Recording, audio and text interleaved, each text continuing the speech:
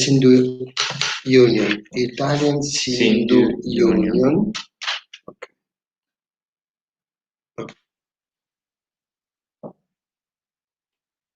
Can you go?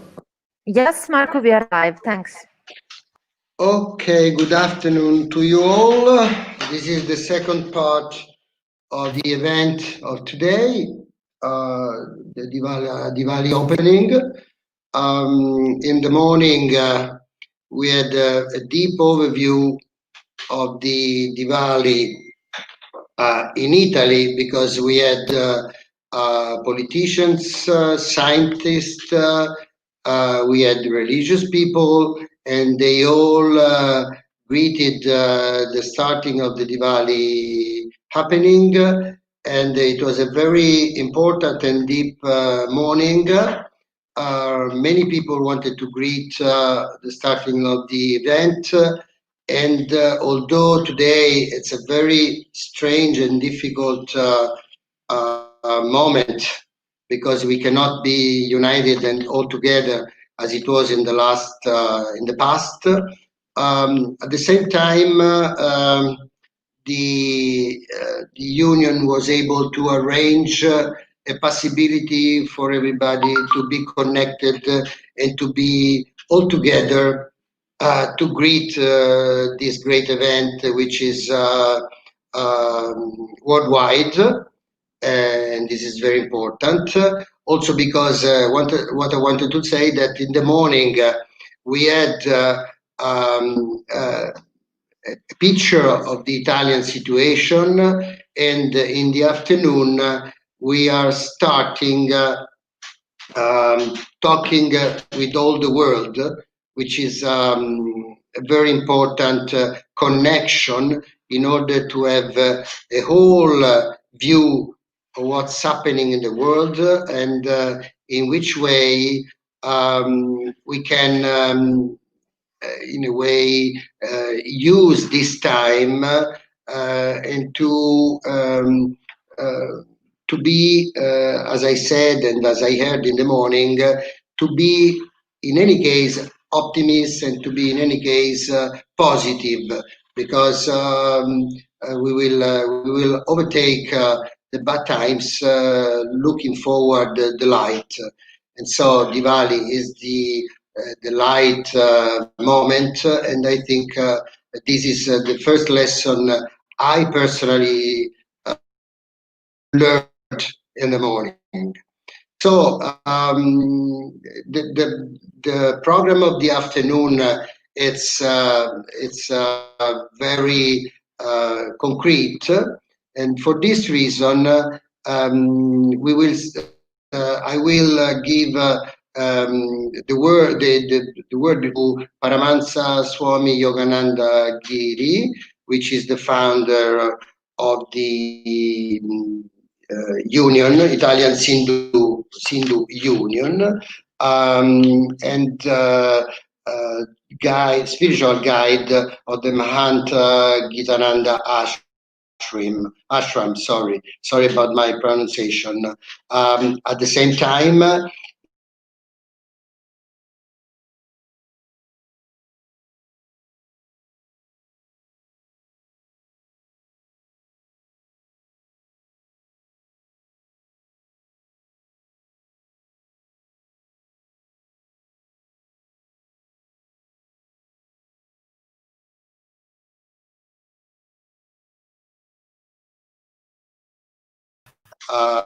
what he has to say to us.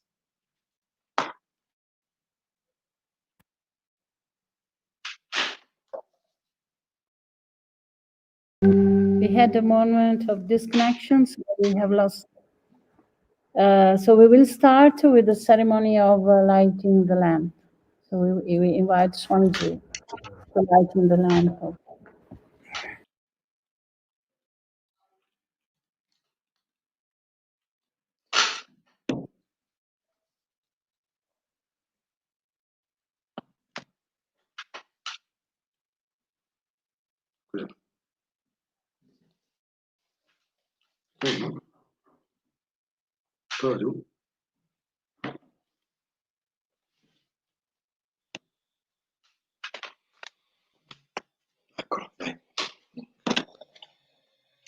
sembra tutto qua.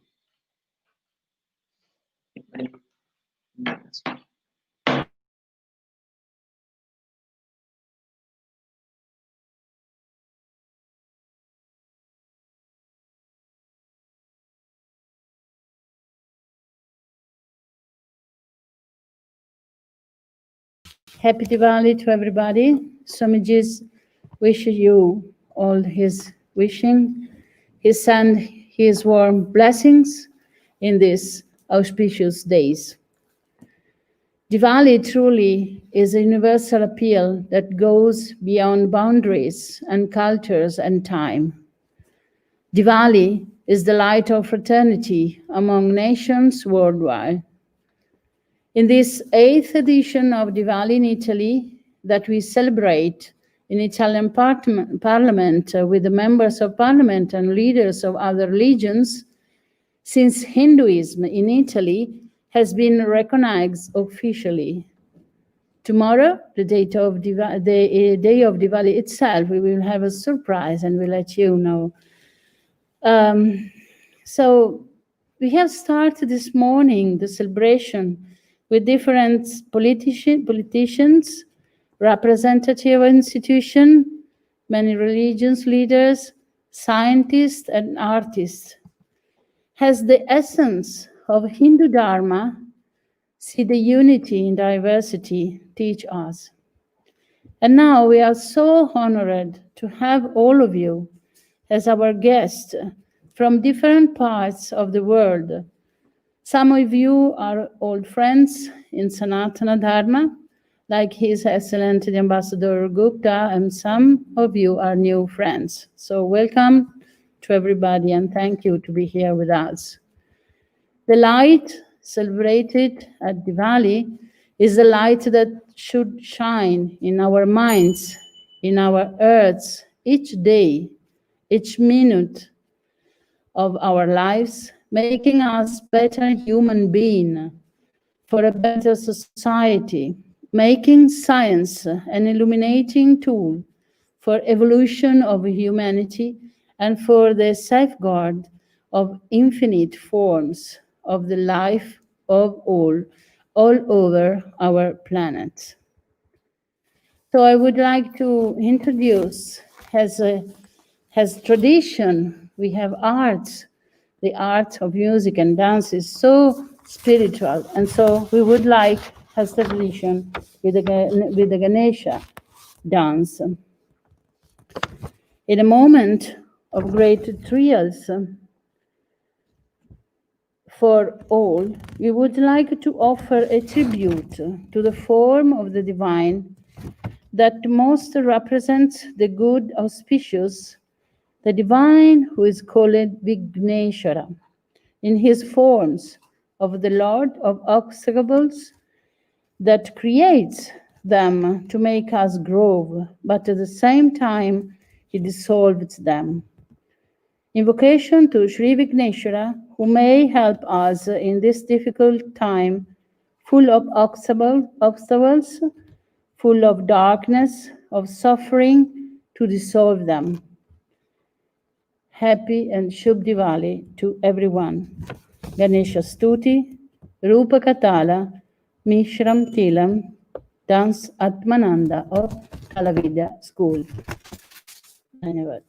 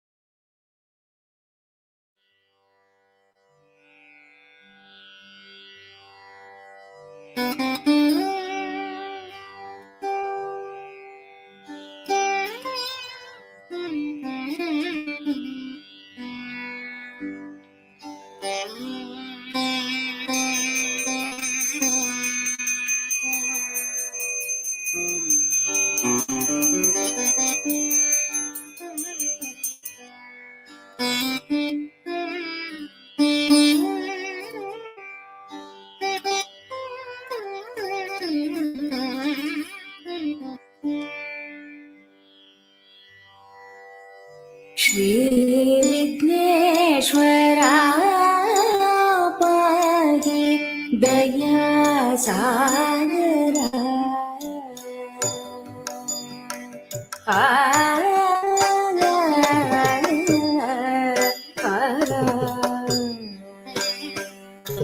Shri Vighneshwara पाहि दयासागरा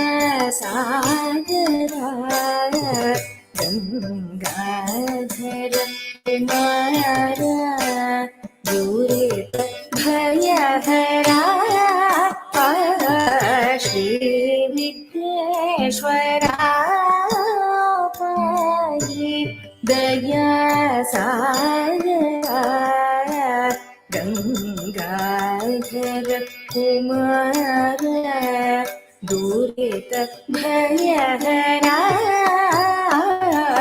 श्री विघ्नेश्वरा पाहि दयासागरा गंगाधर कुमार दुरित भयहरा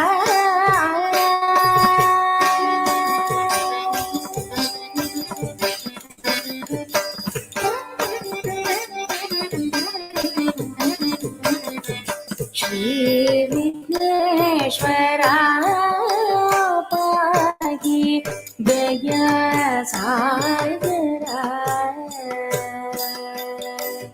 धड़ं कुतक धिक तक तुम गम गम गणपते गणपते गम गम गणपते गणपते गम गणपते गम गणपते गणपते गणपते गम गम गणपते गणपते गम गम गणपते गणपते गम गणपते गम गणपते गणपते गणपते गम गणपते गम गणपते गम गणपते गम गम गणपते गम गम गम गणपते गम गणपते गम गणपते गम गणपते गम गम गणपते गम गम गम गणपते गम गणपते गम गणपते गम गणपते गम गम गणपते गम गम गम गणपते श्री विघ्नेश्वरा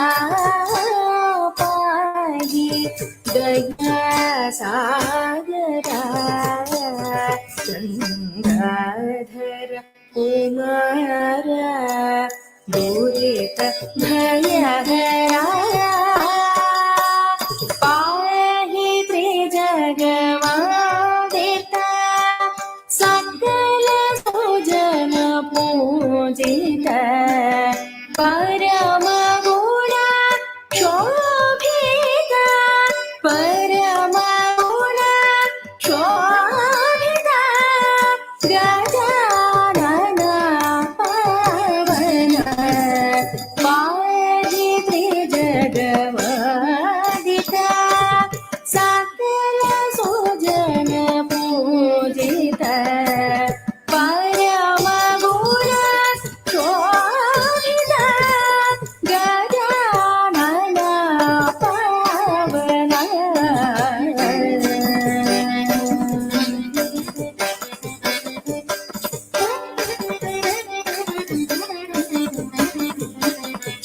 श्री विघ्नेश्वरा पाहि दयासागरा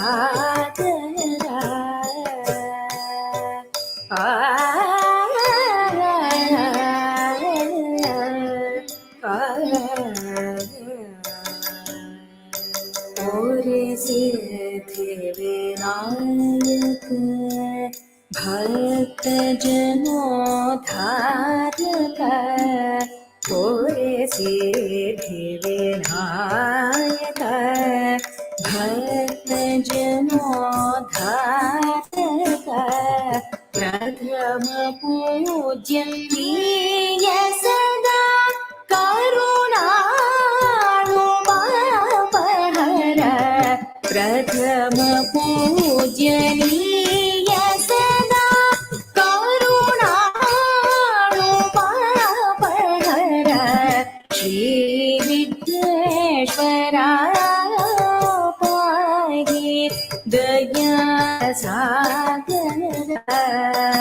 Gangadhar Kumar दूरित भयहरा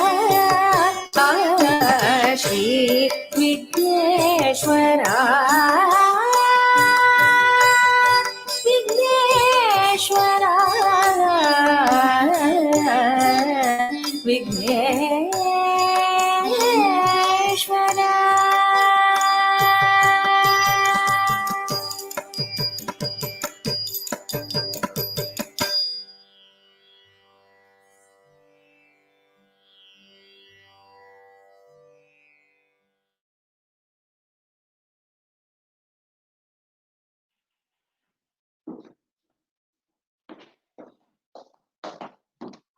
Hello.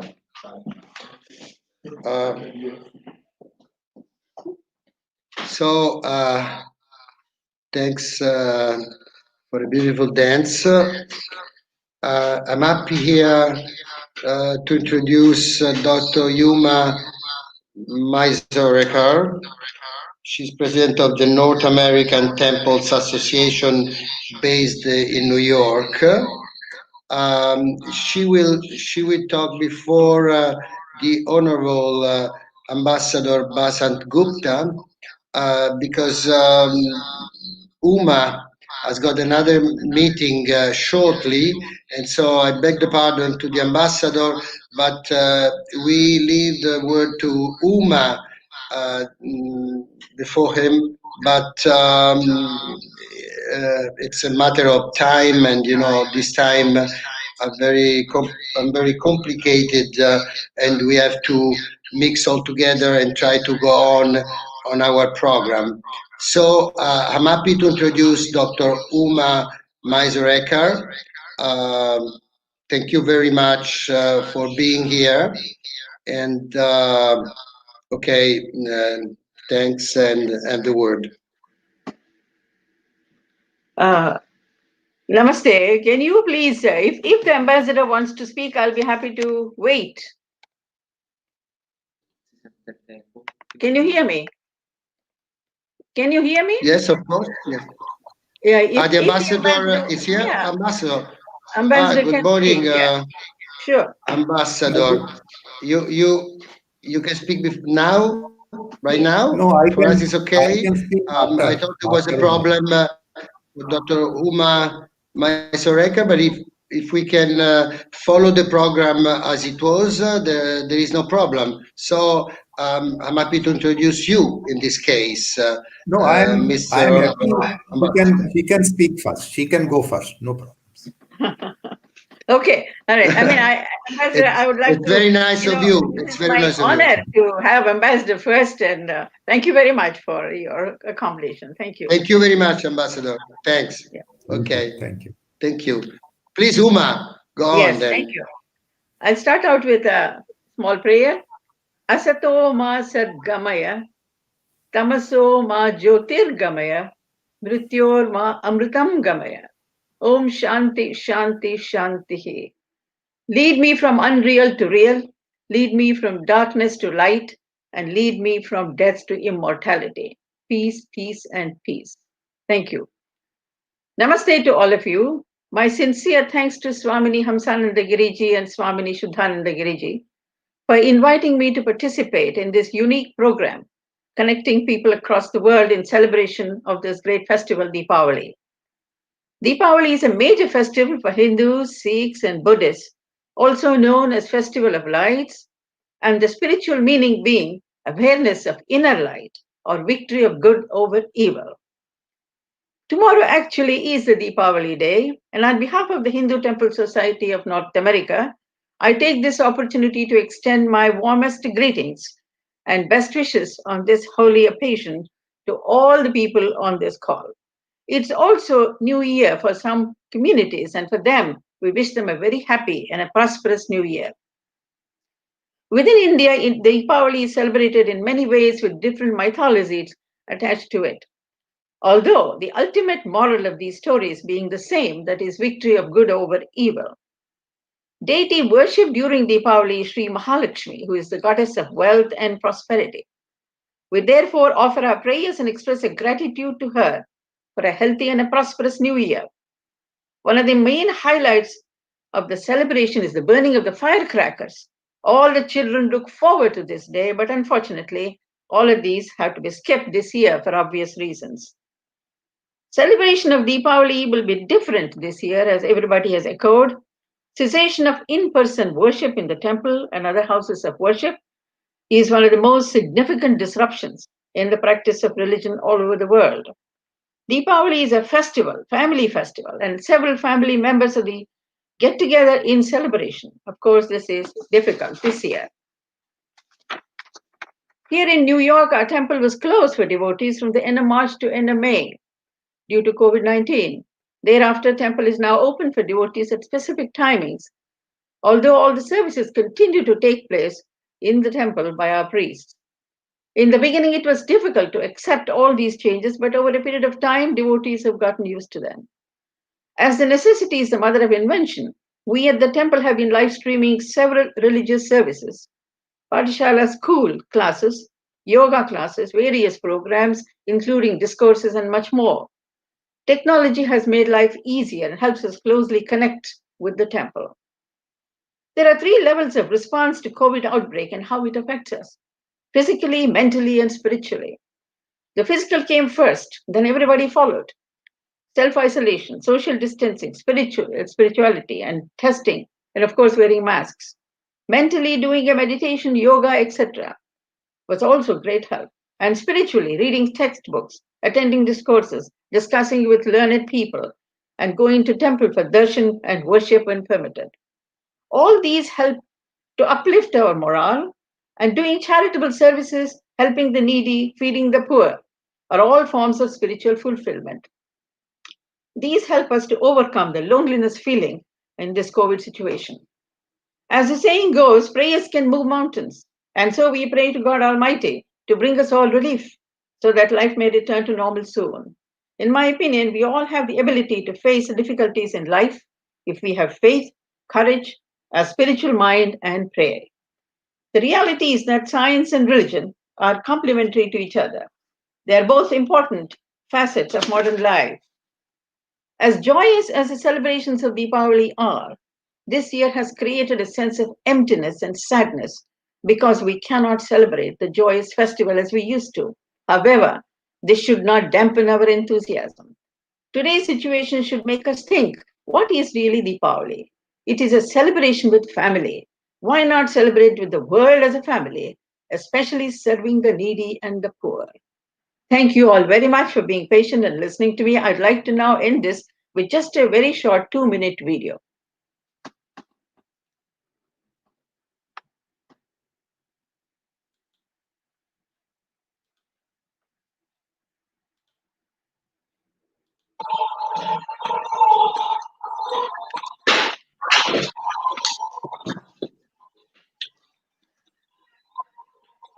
Thank you very much, Dr. Huma.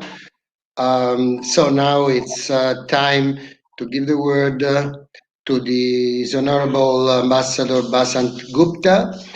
Is deeply concerned with Indian spirituality. We had the pleasure of having him in Rome for many years, and so I'm pleased to give now the word to the Honorable Ambassador, and thanks to Huma for her speech, and thank you very much for your contribution. Please, Ambassador, when you want. Thank you. Thank you very much. It's indeed a great pleasure to attend this seminar on the occasion of Diwali. I remember in November 2015, we had the first ever program in the Senate. And at that time, I was the ambassador. It was my honor to take part in that function at the invitation of the Italian Hindu Union. I would like to convey my respectful greetings to Paramahansa Swami Yoganand Giri Ji, Swamini Hansananda Ji, and Swamini Shuddhanandaji, and also my greetings to the eminent panel for this evening. Now, today's topic is about Diwali, the festival of lights. Now, in India, we celebrate Diwali because on this day, Rama returned to his kingdom, Ayodhya, after his successful victory over the evil empire of Lanka that was ruled by Ravana. So it is normally said that it's a victory of good over evil, a victory of goodness over evil propensities, evil nature. But once Lord Hanuman was asked, he was the closest associate of Rama. Hanuman was asked, what is the purpose of Rama's birth? So he said something very interesting. He said, everybody knows that Ram's incarnation took place to annihilate Ravana, to protect the saints, to kill the demons. But beyond all this, there was a greater purpose to establish dharma. And dharma, and also to teach us dharma and give us the wisdom. So Diwali remains a festival that gives us light, but this is not only just external but also internal light. Light to remove darkness, to give love where there is hatred, to impart knowledge where there is ignorance. So Diwali has a true significance. Now, what is the real essence of our scriptures? We have these great Hindu scriptures, the Ramayana, the Gita. Now, in the Ramayana, Saint Tulsidas says, right in the beginning, in Balkand, that he says, Siya Ram mein sab jag jani, karo pranam jori jug pani. Knowing that Sita and Ram exist in every particle, I worship and bow to each and everybody. Now the same sentiment is expressed in the Bhagavad Gita in chapter 7, where Krishna says, Bahunam janma namante jnanvan man prapadyate Vasudev sarvam itti sa mahatma sudurlabha. Vasudev sarvam itti. All that exists in the world is God. There is nothing but God. And as Upanishad said, Prajnanam Brahm, that the Brahm is consciousness. What is permanent in God, what never changes, is God, is consciousness. Now, when you look at the Nirgun aspect, we describe God as Brahm. But when Nirgun Brahm takes form, incarnates as Ram, as Krishna, as Shiva, Hanuman. So, but the substratum of everything, like a river, the river is constantly flowing. You don't find the same water. After a second, the water changes. But the river bed is the constant. Similarly, in the ocean bed, the substratum remains the same, and that is consciousness. Now, why this discovery of consciousness? Now, the scriptures say that since millennia, if you date the Ramayana and the Gita, these texts are, and the Vedas, texts are over 5,000 years old. The saints at that time, they were looking for enduring happiness. Now today, as we see, the whole universe is in chaos. there is this pandemic. Everybody is stressed out, everybody is in tension. People are infected. Many have died, many are infected. It's a big calamity. Now the seers of India, over 5,000 years ago, they discovered an entity called the spirit, the soul. And according to them, the universe was created as a combination of matter and spirit. And that spirit, when it is part of an individual, is the individual soul or the Atma. But the origin of the spirit is the Paramatma God. Scriptures teach us how to expand our consciousness, to connect individual consciousness with the universal or the cosmic consciousness. The two verses are important. Now, one is in chapter 2, न जायते म्रियते कदाचिनयं भविता भूत्वा one भूय अजो नित्य शाश्वतं पुराणो शाश्वतोयं पुराणो न हन्यते हन्यमाने शरीरे.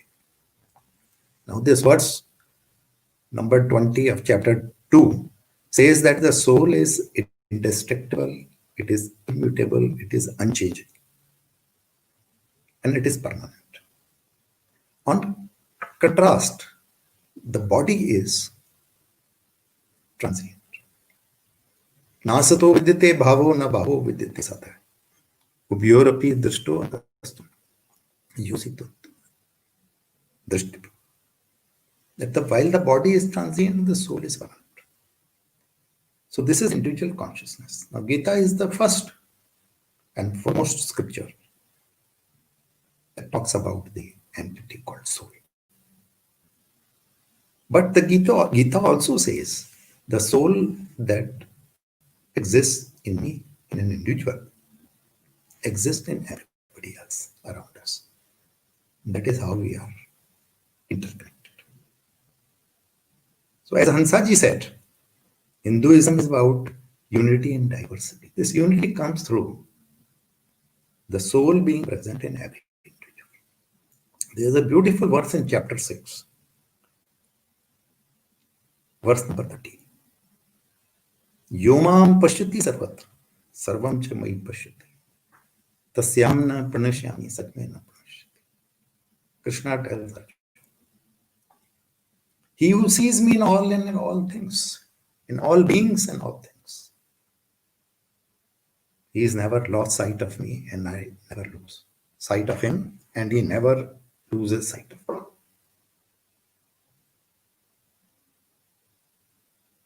And then after 2 verses, the Gita says, Atmopamiyen sarvatra samam pashyati yo Arjun.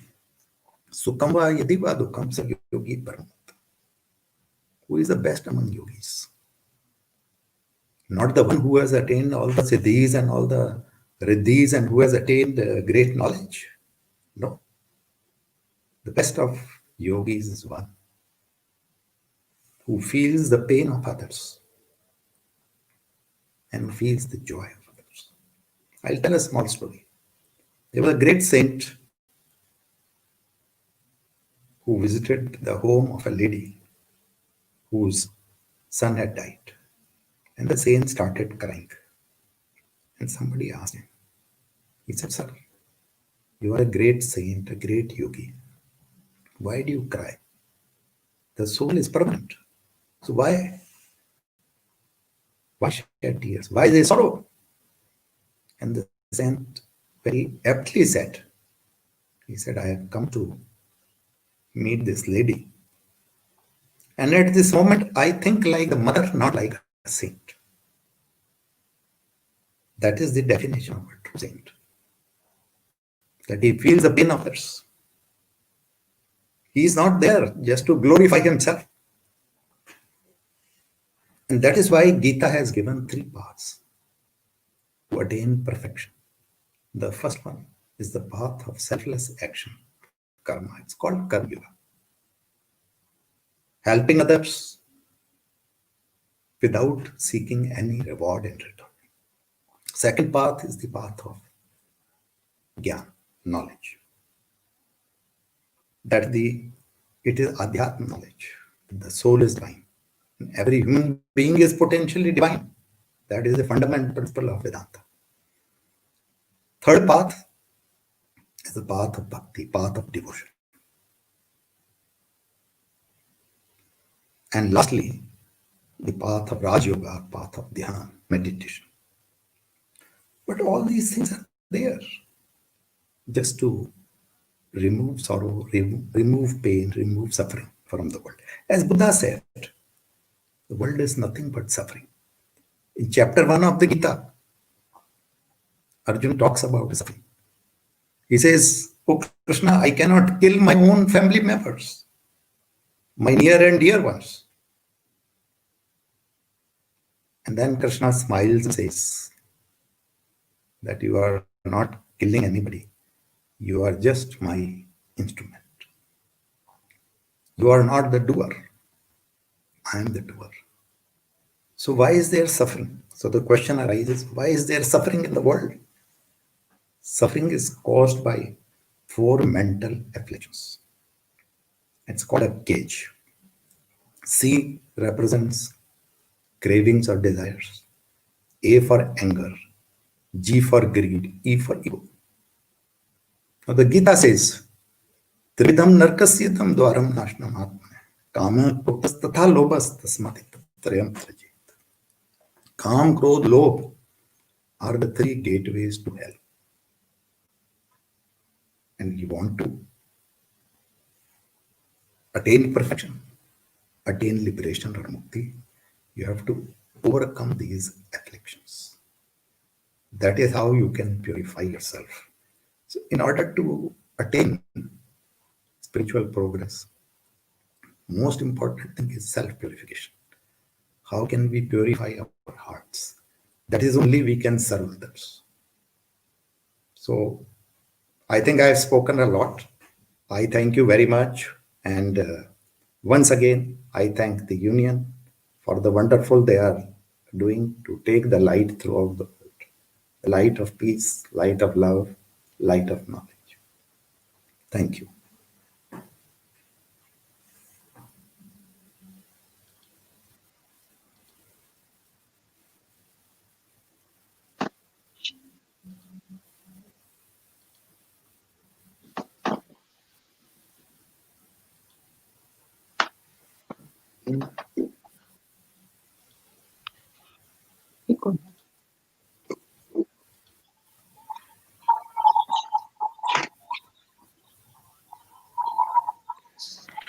Hi, it's Benedicta from the technical Hello. support. So There's you to Huma the-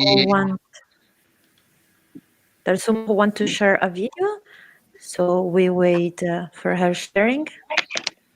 yeah. Okay, we can start Thank now. you. Thank you. Thank you. Yes, Uma, I can't see your sharing. Yes. Can you see me? Can you see the video? No, I can't. You have to push the button screen share under the screen. Screen share, huh? Screen share, yes. Yes, then select the window that you need to share. The window. Share screen. That's the Huh.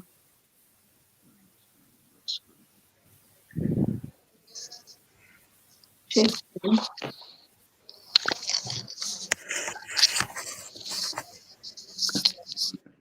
any of this you can do. We put the share screen. Yes, but there's still not the video. The video just share the audio. Yeah. Hold on. Yes, share the audio. I think it's coming now. I think. 1 second. This is the one. Yeah. Can you see now? Can you see now? Not yet. Play.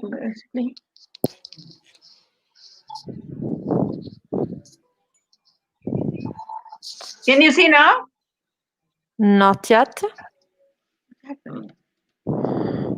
Okay, forget about it. You have to select on share. Share. If they want to do it. So thank you very much to the Honorable Ambassador Gupta. So now we have to share with you a video, a pre-recorded view from Pandit Shanmukha Sivacharya. Is a priest living in Chennai. His mission is in a temple which is called Kalimbal, dedicated to the feminine aspect of divine. Is very much aware and deeply immersed in the education themes and traditional aspects of the Indian culture. And as far as I know, this is a very interesting video, which I will launch exactly now, thanks to the director to launch it. Thank you very much.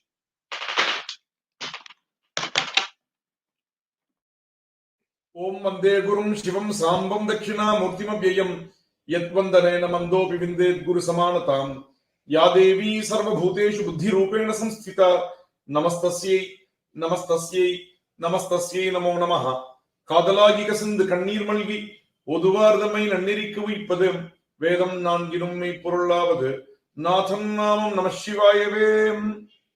My respects to Swamini and the Satsang. My Deepavali wishes to each and every one of you. It's my pleasure to be with you on this day. Deepavali. Deepa is light. Avali is the arrangement. The arrangement of light is called Deepavali. It is not just the physical lamp alone. It is the lamp which gives the knowledge about our self. It is not just switching on the lights. This light, the deepa, which is lit by oil or ghee, which emits the energy, which can make changes in the environment. This is what our, our Shastras have said. Deepas are so important. And Naraka Chaturdashi Snana, this Deepavali, on the day of Deepavali, early in the morning, between 3:30 to 5:30, we have to take our bath called Malapakarshana Snana, apply oil and take bath with hot water, which is something very special. This oil is sesame oil, which we call Nallayanna. It's something very special. Taile Lakshmi Jale Ganga. We believe in the Taila, goddesses Lakshmi resides, and in the water, goddesses Ganga resides. So all our mala, all our impurities are removed, and we get happiness, and we become pure by Mother Goddess Ganga Ji's blessings. And Goddesses Lakshmi, she blesses us with all sorts of energy. Sarva Shakti, she is called Sarva Shakti. It is not just the wealth alone, happiness, everything she gives. At this point of time, especially, the whole world is suffering by the pandemic. It is our duty to celebrate in a best way. So early in the morning, it's our tradition to take bath. And after taking bath, we're wearing new dress and visiting our elders, taking their blessings. And on the day of Deepavali, we do the Lakshmi Puja in the evening, which is something very special. We invoke Goddesses Lakshmi, and then we invoke Indra along with Kubera. Special prayers are offered to Goddesses Lakshmi. And we also offer Ketara Gauri Puja, special puja where Shiva and Shakti together. It's a special puja where, the unity of the family is very important. We get by this Ketara Gauri Vrata, something very special. And we take sweets, we distribute sweets, we help everyone. It's the Deepavali, something, a very special occasion by which we bring the people together. By the prayers that is done, we believe it's like watering at the root. When we water at the root, the whole tree is benefited. By the prayers that we do, by the rituals which we follow, the whole world, let each and every being be happy. Sarve janas sukhino bhavantu. Let this Deepavali, the arrangement of lights, not just today, from the day of Deepavali for another 1 month, every day you have to light a lamp, and let this lamp remove the darkness. Let this lamp bring the knowledge. Who am I? What is the purpose of our birth? All these things can be easily brought by the rituals that we perform. Like when we are near the tower, it is more audible. Likewise, by the rituals that are performed as per the Shastras, brings enormous amount of energy. May the Narakasuras that is there in us, which brings illusion, be removed. May Lord Narayana bless each and everyone with happiness. May Parashakti bless you with the energy. Let the whole world be happy. Let this pandemic get over. Let the world be blessed with peace and happiness. Yadevi Sarvabhuteshu Shanti Rupena Samsita. She is in the form of peace. Shakti Rupena Samsita. She is in the form of energy. So may the whole world be dynamic. May Ambal Kalik, my mother Kalika Ambal, bless each and every one of you with peace and happiness. My special respect to Swamini once again. My special respect to the Satsang. Jai Hind.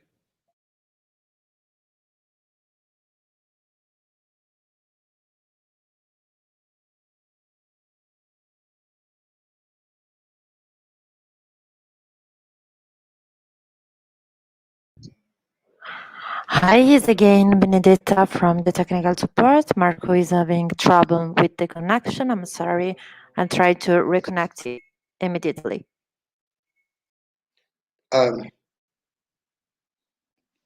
Thank you very much for the video from India.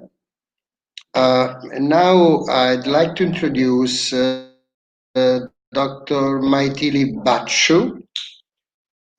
She's president of the Interreligious Council in Washington, D.C. And we will have also in this case a pre-registered video that we received.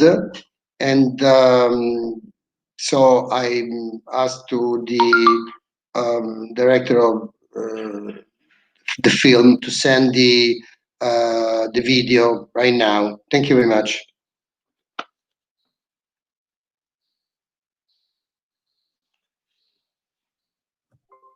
Namaste, everyone.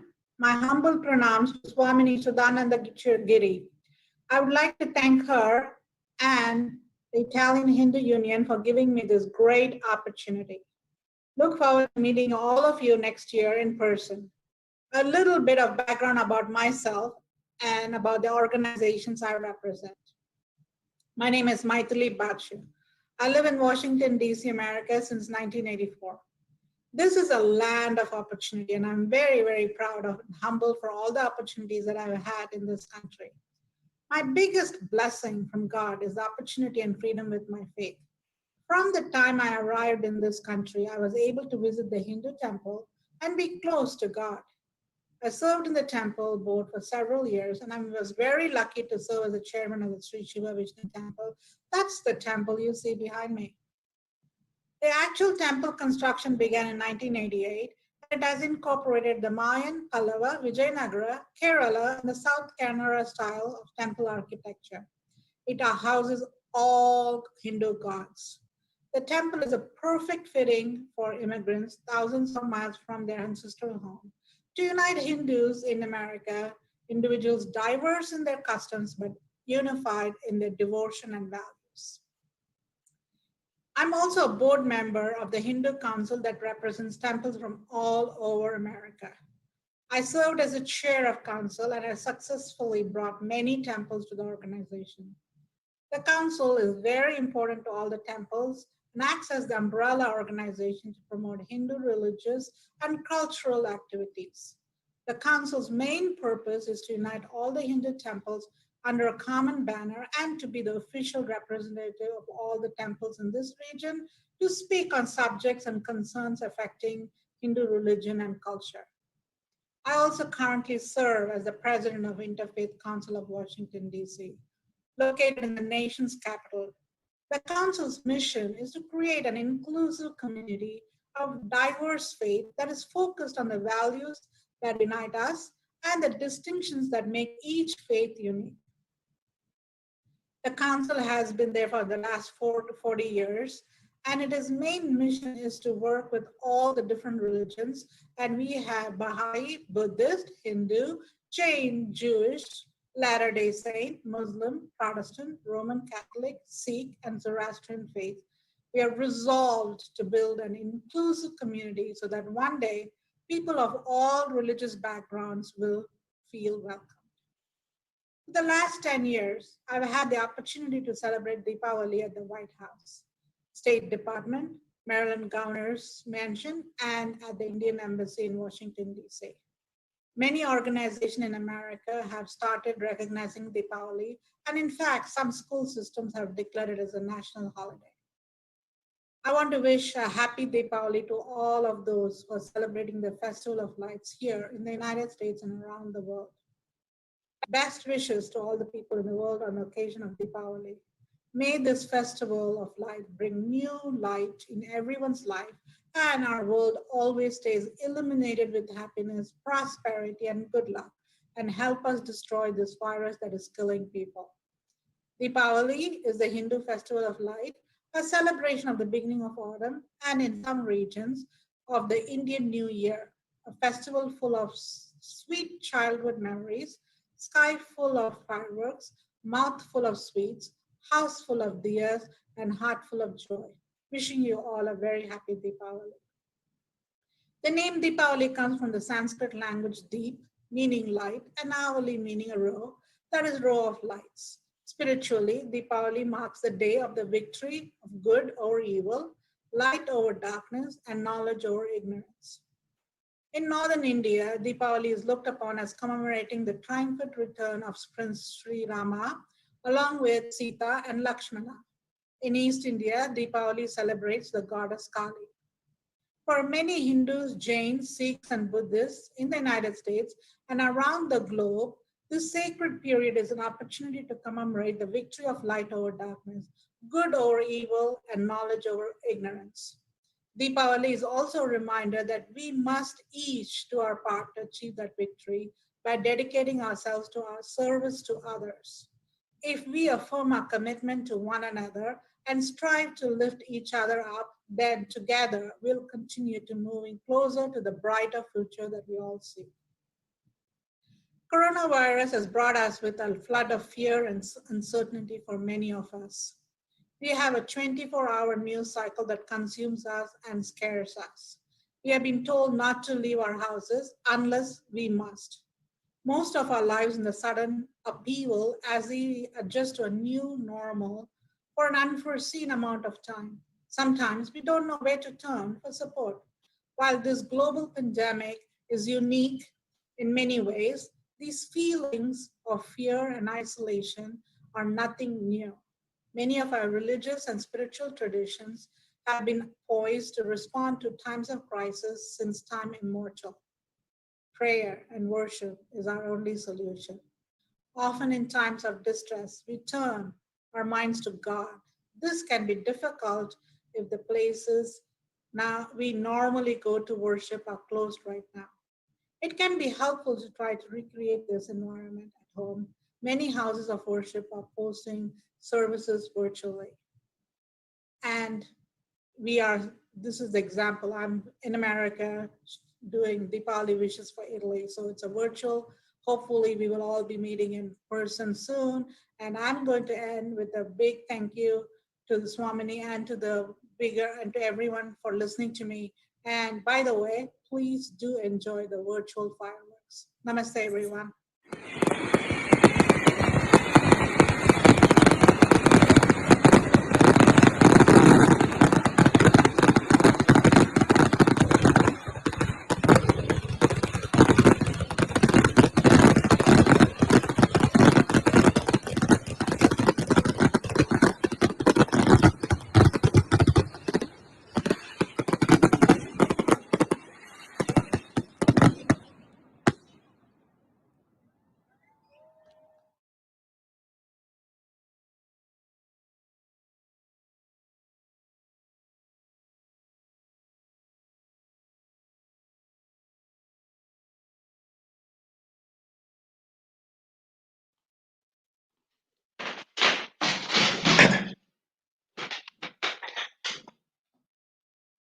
So the show goes on. It was very nice.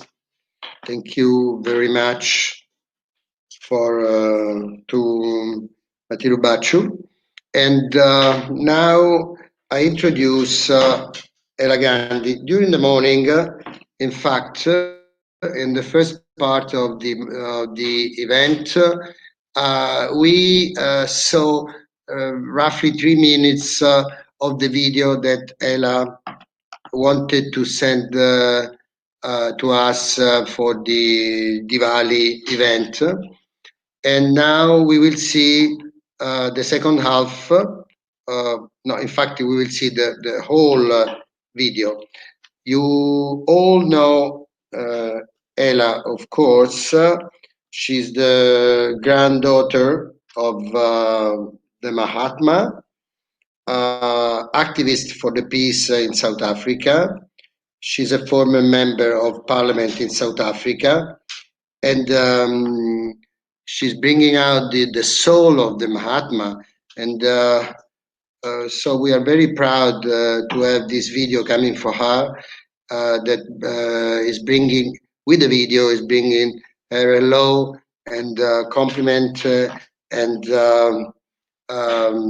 greeting for this very important day for the Hinduists. So now I please the director of the streaming to release the video of Ella, which will last roughly 15 minutes. Thank you very much.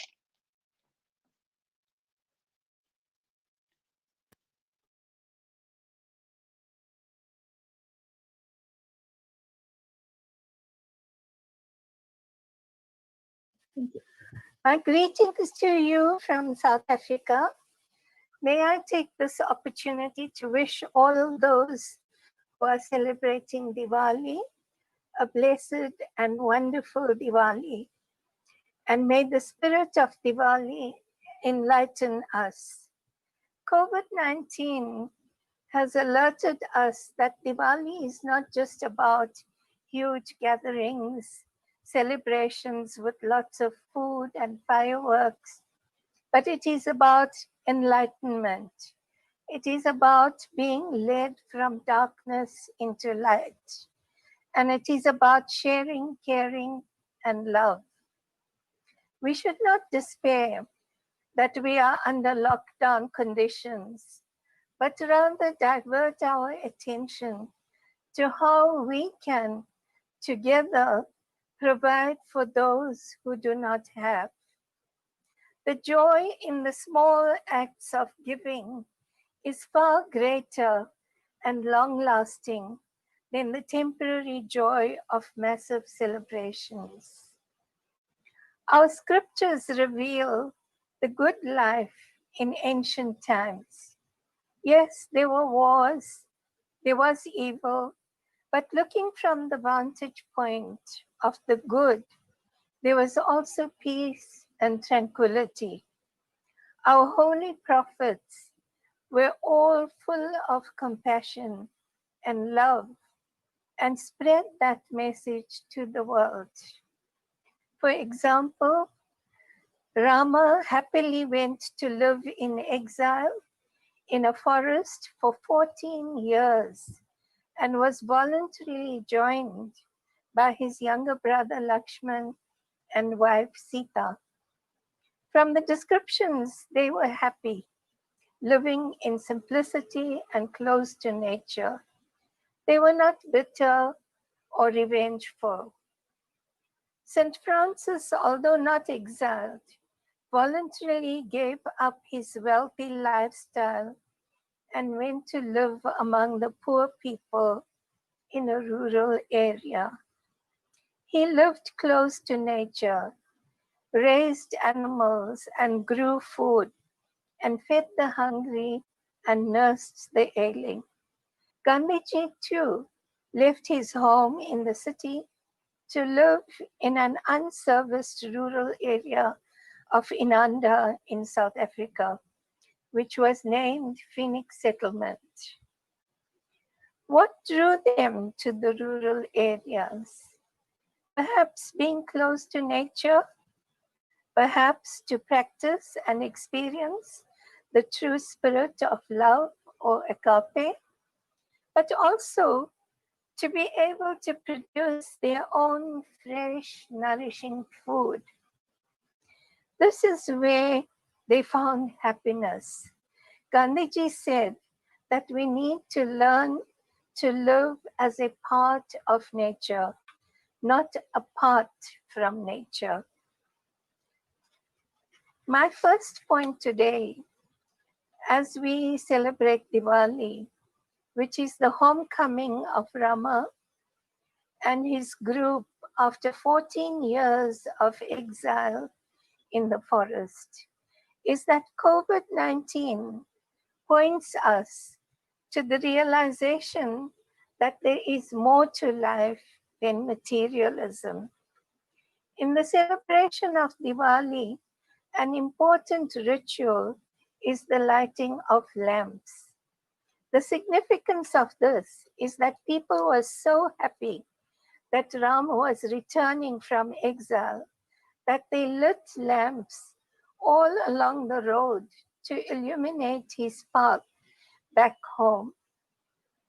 It also symbolizes the victory of good over evil, and his subsequent reign symbolizes sharing and caring, a spirit which pervaded through the land and enabled every person to live happily with all their needs met.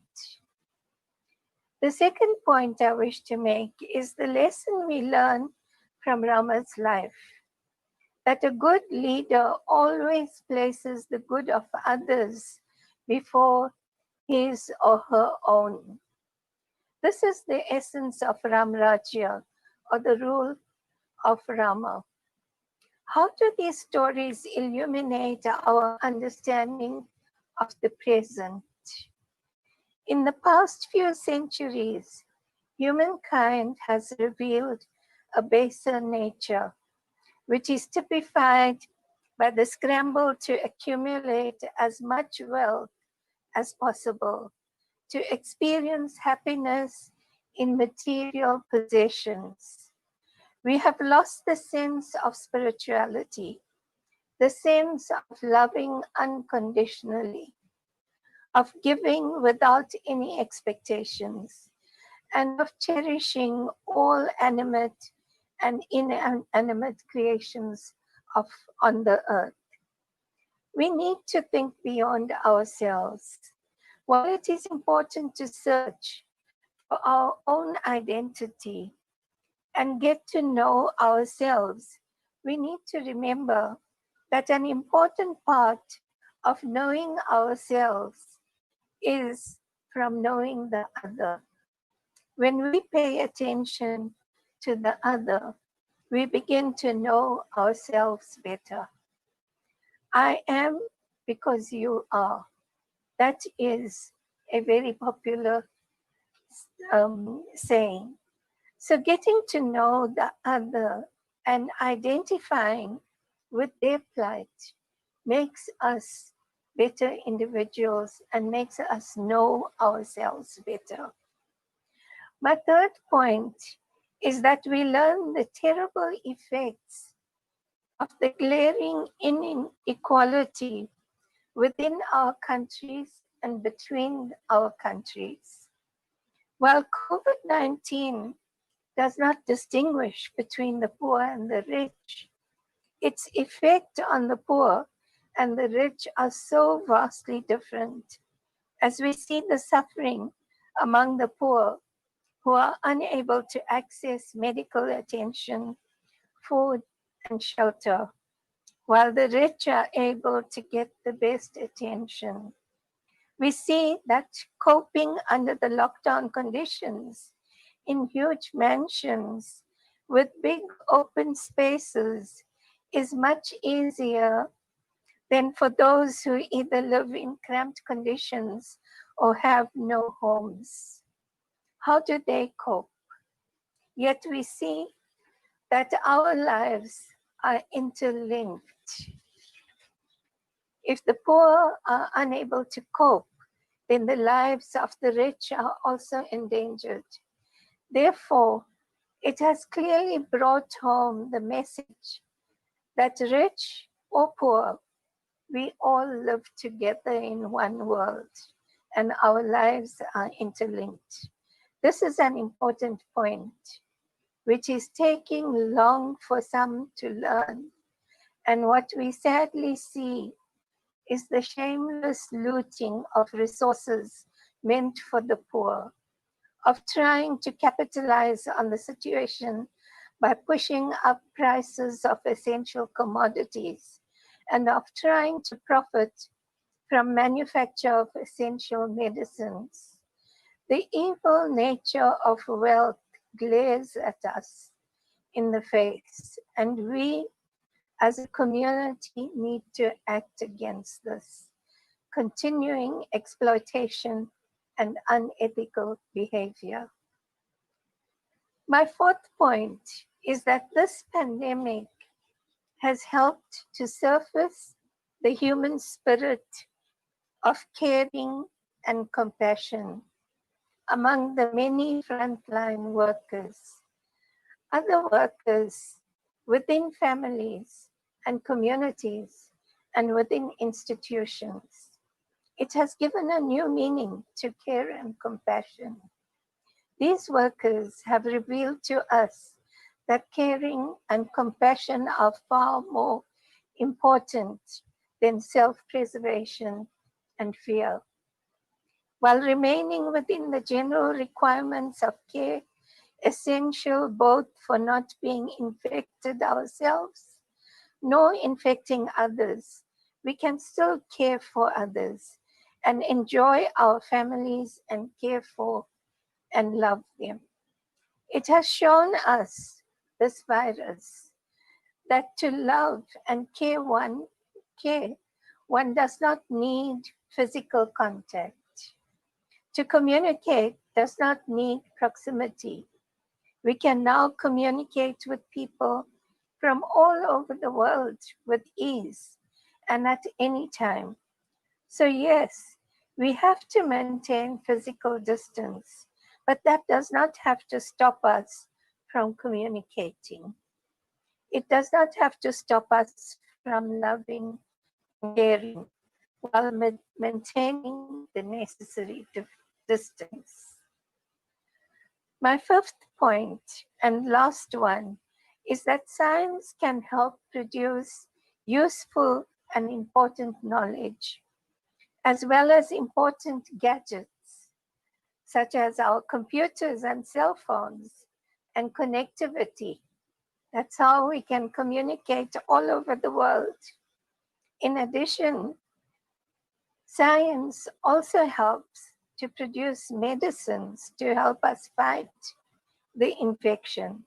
Science can help us understand what is the nature of the coronavirus, how we can safeguard ourselves from contacting it, and what we can do if we feel that we are getting sick. Scientists have the knowledge which is vital for us today. But scientists have also used their knowledge to produce nuclear weapons and weapons of mass destruction. Gandhiji many years ago warned that wealth without work, pleasure without conscience, science without humanity, knowledge without character, politics without principle, and commerce without morality, and worship without sacrifice are all sins, and that our salvation lies in ensuring that we remain vigilant against these kinds of temptations. Scientists and religious communities can help us learn coping mechanisms against the anxieties of the lockdown conditions, coping with illness and death. We also need help to stop the violence. We have seen a sharp spike in family violence, in particular, but also despite the ceasefire calls by many communities, we see violence and wars still continuing in many parts of the world. This reckless behavior and abuses by the security forces must come to an end. So what is the future of humankind post-COVID? As always, scientists will find a way to stop the effects of this pandemic. But the frightening specter that stands before us is the possibility of other viruses emerging. There is an urgent need for humankind to look at an alternate way of life, where scientists too will be careful about how they practice their science. A more careful, slower way of life than the reckless behavior we have seen in recent times. We need to begin to build conditions of an egalitarian, a more equal society, where everyone has access to the basic necessities of life, where food security for all is an essential part of planning for the future, where quality health care for all and quality education for all are some of the basic needs that we have to meet. Perhaps we need greater respect for nature and help the production of nutritious food, slower lives with aesthetic revival rather than the glitz and glamour of modern life. We must see and feel the agony, sorrow, and misery of others and do something to change that situation. We see the importance of food security and need to look at how we can ensure that everyone is able to have the necessary nourishment needed to keep us fit to withstand the onslaught of such viruses as the coronavirus. Nourishment and keeping fit is key to beating the virus. That is what we have seen in the past few months. A healthy body will be able to fight off the effects of the virus. Gandhiji spoke of ensuring that we create conditions of good health and not spend all our time in looking for cures. We have been seeking a basic income grant for all in our country. We also need to strongly campaign against alcohol and tobacco abuse, both of which have a debilitating effect on our health. There is indeed much that we need to think about. Complacency will not help. We need to find happiness and satisfaction in doing little things in life. This Diwali is an ideal time to think how well our planet looks, how beautiful our earth looks. We are struggling with the pandemic, but our earth is blooming. So let's celebrate the rejuvenation of our earth. Let's celebrate and thank the many workers who nursed us to good health. Let us thank our Creator for each day we have on this beautiful earth and do what we can to be proud of ourselves. That is the spirit of Diwali. So let us light up the path to a better life, to a better world, and a greater spirit within us to help us achieve this goal. Thank you and have a blessed Diwali. Namaste.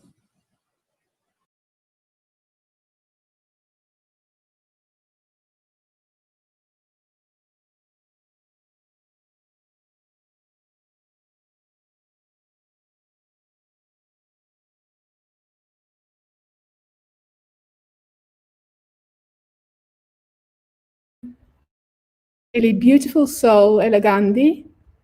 Let's go in search for more light and continue with this.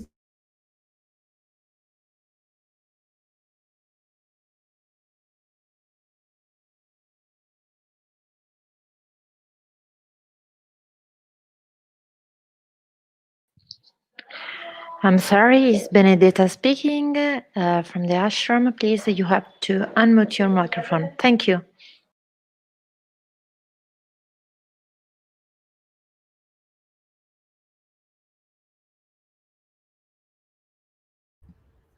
Okay, so we wish to thank Mr. Marco Mottolese for his kind contribution in presenting this panel of international guests. And from South Africa, with this inspiring contribution by this beautiful soul, Miss Ella Gandhi, we'll go in search for more light and continue with this panel of international guests going overseas to the geographically closer United Kingdom. The next speaker is a beautiful lady. Her name is Srimati Lakshmi Vyas. She lives in London and is a representative of the Hindu Forum of Europe. So Lakshmi, we welcome you to speak.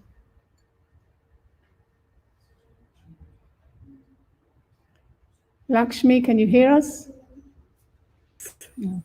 Welcome. Welcome to Italy. Can you see me? I can see you half. You can see Okay. half. Okay, that's better. Thank you. Namaste to all of you. What a wonderful way of sharing and celebrating our values and respects on this divine day virtually.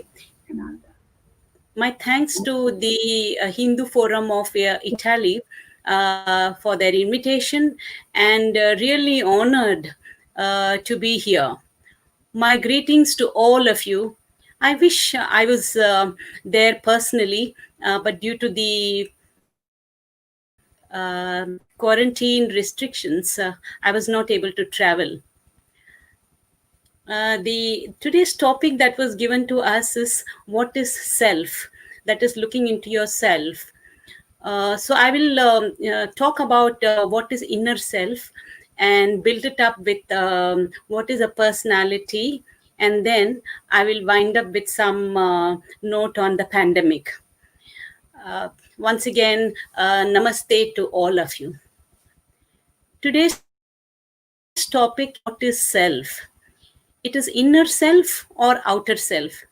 The right meaning of self is what is inner self should be actually reflected in the outer self.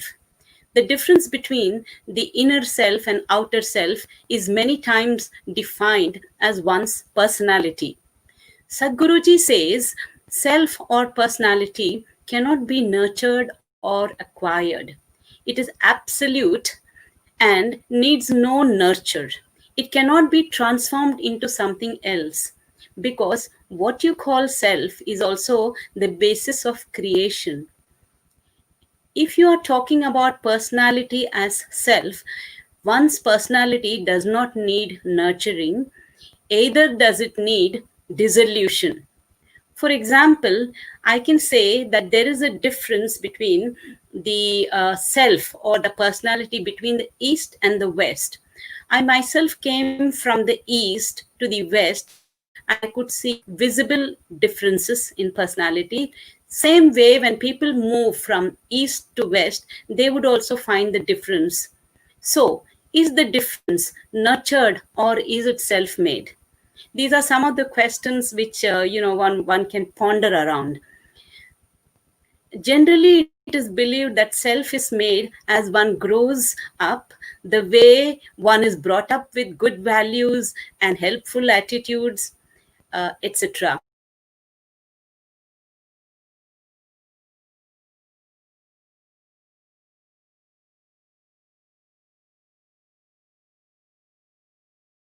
Knowing or not knowing a language, for example, I'm giving you, knowing or not knowing a language, you cannot negative situation in any way. In other words, one should be by other ways. It is an imbibed quality. What is created or imbibed does not need nurturing again. That's why your self or personality is what you possess. It is the way you are. Just like how Hinduism is a way of life. So that is what is a self. But does it change? I mean, this is again a question. The personality of a person I have seen does change with success, money, education, mimicking others, and in many other ways.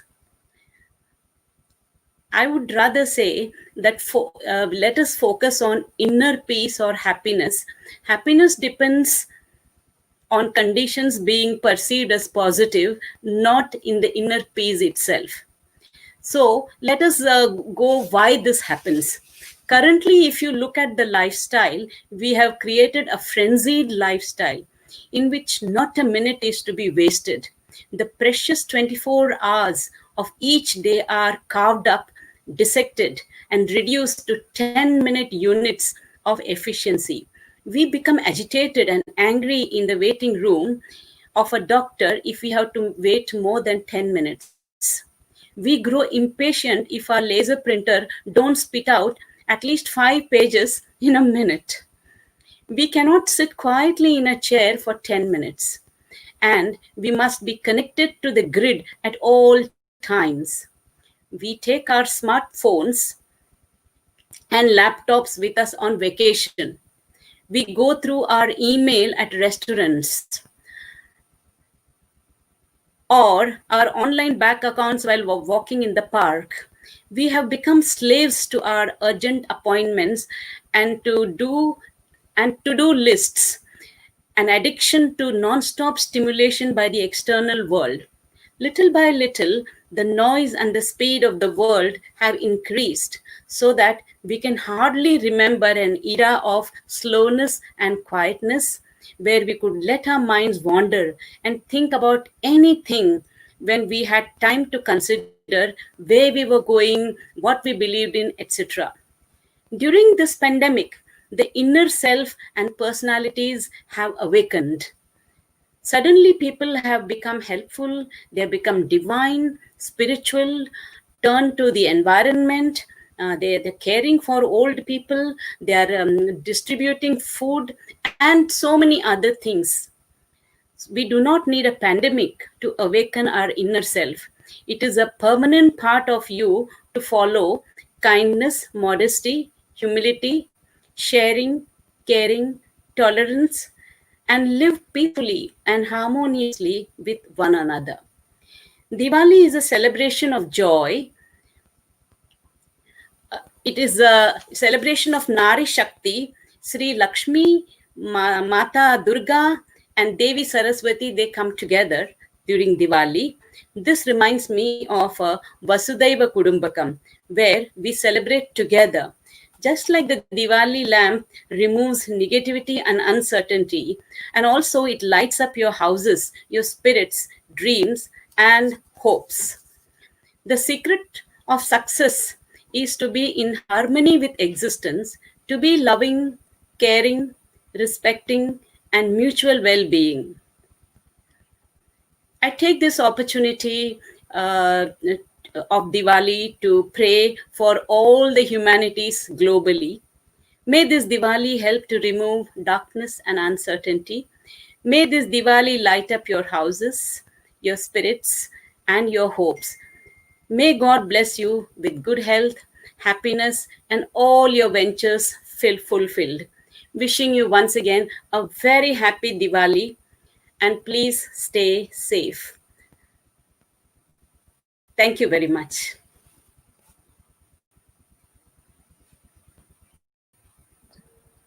Thank you very much, Lakshmi.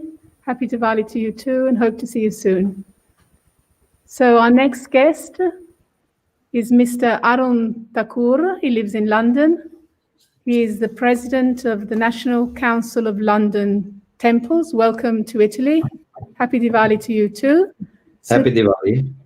tell us what's happening in the UK in this period. We are in the period of lockdown, first of all, but spirit of Diwali is there. And we hope darkness of this corona will finish after Diwali, because Diwali is the symbol of lights, hopeness, helpness, happiness. Diwali symbolizes the victory of good over evil. Diwali is also known as Festival of Lights. Lord Rama killed Ravana, and upon his return to Ayodhya, every street and household was lighted up.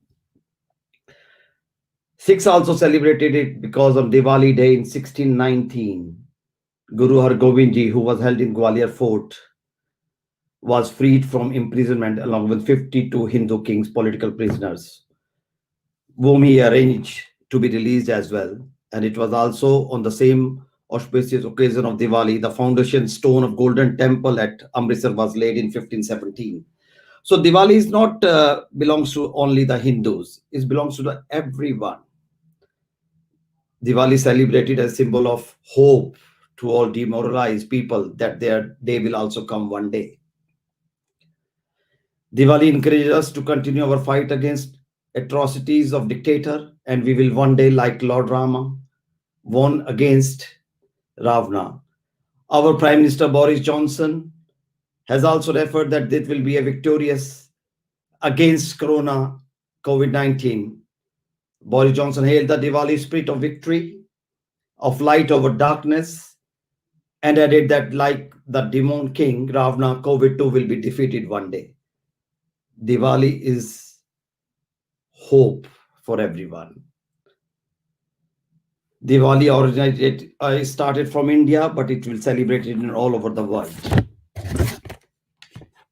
Diwali formally lasts for 5 days, but in fact lasts for months. The preparation starts few months before it started. Diwali is like a family occasion, like a Christmas. Vasudeva Kutumb. Everyone come their home, decorated their home, have a chanting for God, and then we had a sweets, give it to each others and celebrate it. Due to COVID, it's a time of darkness, but our future is very bright. We know that one day the darkness will finish and we all will come out from this. After this Diwali, I request all of them, those are listening this program today, please do one candle tomorrow for the hope of this, that we will finish from the COVID-19 in this 2020 only. With the grace of God, everyone's blessing with us, all of us will try to defeat this corona. Especially corona is bad for our old people. Those are living in singly, like in parents' home, old parents' home. You can't go and meet them like we used to go there, celebrate the Diwali with them.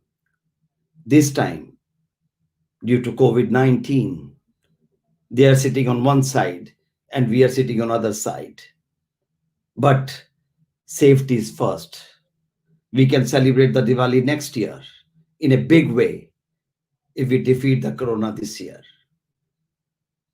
I know Diwali symbolizes equality, symbolize all communities sit together in our UK, in London, everywhere in UK, all different castes, different communities sit together and celebrate the Diwali with us. But this year, on the Diwali day, we are sitting at home and praying to the God that give us a hope that we will defeat this COVID-19 and we will celebrate our Christmas, Diwali, all festive year next year like we used to celebrate. We don't have to do this celebration like on a Zoom or this program like this. We want to come personally to Italy to celebrate the Diwali with you. I hope, and my prayer to the God, that we will defeat this corona, which is demoralizing everyone, everywhere in the world. We have to be careful. We have to wash our hand, wearing the mask, and 2-meter distance. That's the 3 main things can defeat this corona. And I hope we will be victorious from this. We will get a victory out of this, like the Lord Rama got a victory against Ravana. Same thing will happen, and we will do the lightning of everywhere when this corona will defeat it one day. On behalf of National Council of Hindu Temples, UK, I wish everyone happy Diwali, and God will give us a strength to beat this corona in 2020 only. Namaskar. Happy Diwali to everyone. Thank you very much, Mr. Arantakur. We agree with you that Diwali is not only a 5-day festival, but it's the festival which should be celebrated all around the year to remember the light which should shine in our minds and in our hearts. Thank you very much. So now, last but not the least, a contribution from the ancient but youthful science of Ayurveda. Our next guest is Mr. Amarjit Singh Bamra from London. He is the founder and secretary in the All-Party Parliamentary Group on Indian Traditional Sciences. Amarjit, are you with us? I'm sorry, it's Benedetta. It's still not arrived, so if we can wait some minutes. Thank you. Okay, So while waiting for Amarjit's contribution, he's late. We can see the contribution of the community of Italy. Since we have done this great journey from New York to New Delhi, across Chennai, from Washington, we cross through South Africa, and now we are in UK. So we come back to Italy, and we would like to show you our communities. The communities from North Italy to South Italy are composed by Punjab community, Canada community, Sri Lanka community, Mauritius, Bangladesh. So many different traditions, different community making one Hinduism, one Sanatana Dharma, one family, as we have told so many times, Vasudeva Kutumbakam. So with this, we want to show this community. And after that, if Amarjit will come in time, we can hear Amarjit, but otherwise, we have a very special program that we ask you to share and to see. You sit half an hour and you enjoy a beautiful program of dance. Of course, in our tradition, when we celebrate Diwali, we celebrate with light, with prayers, with fireworks, with presents, sweets, but art. Art, the beauty and the connection with divine, so important. So we ask all of you to follow the next, in the next 15 minutes, this program of beautiful, amazing dancing. So we are going to the conclusion, and we can try to see what's happening in India, in this small country, but with where Hinduism is highly recognized, as we have seen today and tomorrow and the day after tomorrow with Italian celebration.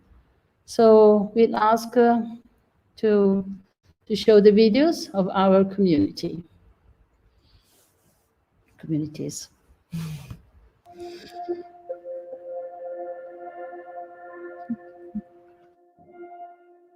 Namaste. Un grande saluto dalla comunità di Napoli a tutte le persone oggi presenti al membro dell'Unione Indivista Italiana. ओम श्री गुरुभ्यो नमः हरि ओम गुरु ब्रह्मा गुरु विष्णु गुरुदेवो महेश्वरा गुरु साक्षात् परब्रह्म तस्मै श्री गुरवे नमः. In particolare noi ringraziamo l'Istituto di Linguistica Italiana per aver aiutato a costruire molti templi anche qui in Italia, in quanto sappiamo che stabilire un tempio non è una cosa ordinaria. गुरुवे सर्वलोकानां विशेषे भवरोगिणां निधये सर्वविद्यानां श्री दक्षिणामूर्त गुरवे नमः. गुरुपादुकां पूजयामि. श्री गुरुभ्यो नमः हरि ओम. Grazie ancora a voi per un grande Diwali. Happy Diwali. नमस्कार. श्री दुर्गाना मंदिर कस्तल वेरदे किरमोना सभी को दिवाली की बहुत बहुत शुभकामनाएं. Namaste, noi siamo della chiesa di Novella, Reservation Mandar. Mandiamo un saluto a tutto il Senato e tra un po' arriva il Diwali e vi auguriamo un buon Diwali a tutti. Grazie. Namaste. Noi siamo a Palermo, Sri Muttinagar Temple. Noi qua lavoriamo questa in chiesa quasi 30 anni, preghiamo ogni giorno. Questo coronavirus deve finire, tutta la gente deve essere vivere con sua famiglia con pace. Namaste. Om Ya Devi Sarvabhuteshu Lakshmi Rupena Sanstita Namastasai Namastasai Namastasai Namo Namah. Namaste a tutti. Vi auguro buon Diwali da parte di tutta comunità di Ma Durga Shakti Mandir Lutrano Treviso. Namaste a tutti voi, sono il rappresentante del Sri Vishnu Temple Milano in collaborazione con l'Unione Induista Italiana che ci rappresenta qua in Italia. E faccio gli auguri a tutti gli induisti e non induisti di un Happy Diwali, una buona festa di Diwali. Grazie e namaskaram, namaste a tutti voi. Namaste a tutti, sono Rajesh Kumar e da parte di Masha Shakti Mandir Buttigiano di Brescia. Ringrazio il Senato e l'Unione Induista Italiana per l'evento di oggi. Buon Diwali e grazie a tutti. Namaste, un saluto da parte del gruppo Comunità Sanatana Induismo in Italia, Venezia Mestre. Vi auguriamo felice Diwali. Grazie. Vanakkam, namaste e buon Diwali a tutti voi. Ringraziare l'Unione Induista Italiana per aver organizzato questo incontro. Grazie. Vanakkam. Saluti a tutti. Il Diwali è simbolo della vittoria del bene contro il male. Il male che nella forma del Covid ha colpito tutta l'umanità. Auguro che questo Diwali porti la luce nelle vostre case e nei vostri cuori. Namaste. Namaste. Da parte di Ma Bhagavati Associazione nel Valdarno in Toscana, voglio ringraziare l'Unione Induista Italiana e i membri del Senato per la loro presenza in questa bella occasione del Diwali, dove la luce vince sul buio e porta gioia e felicità a tutti. Buon Diwali. Namaste.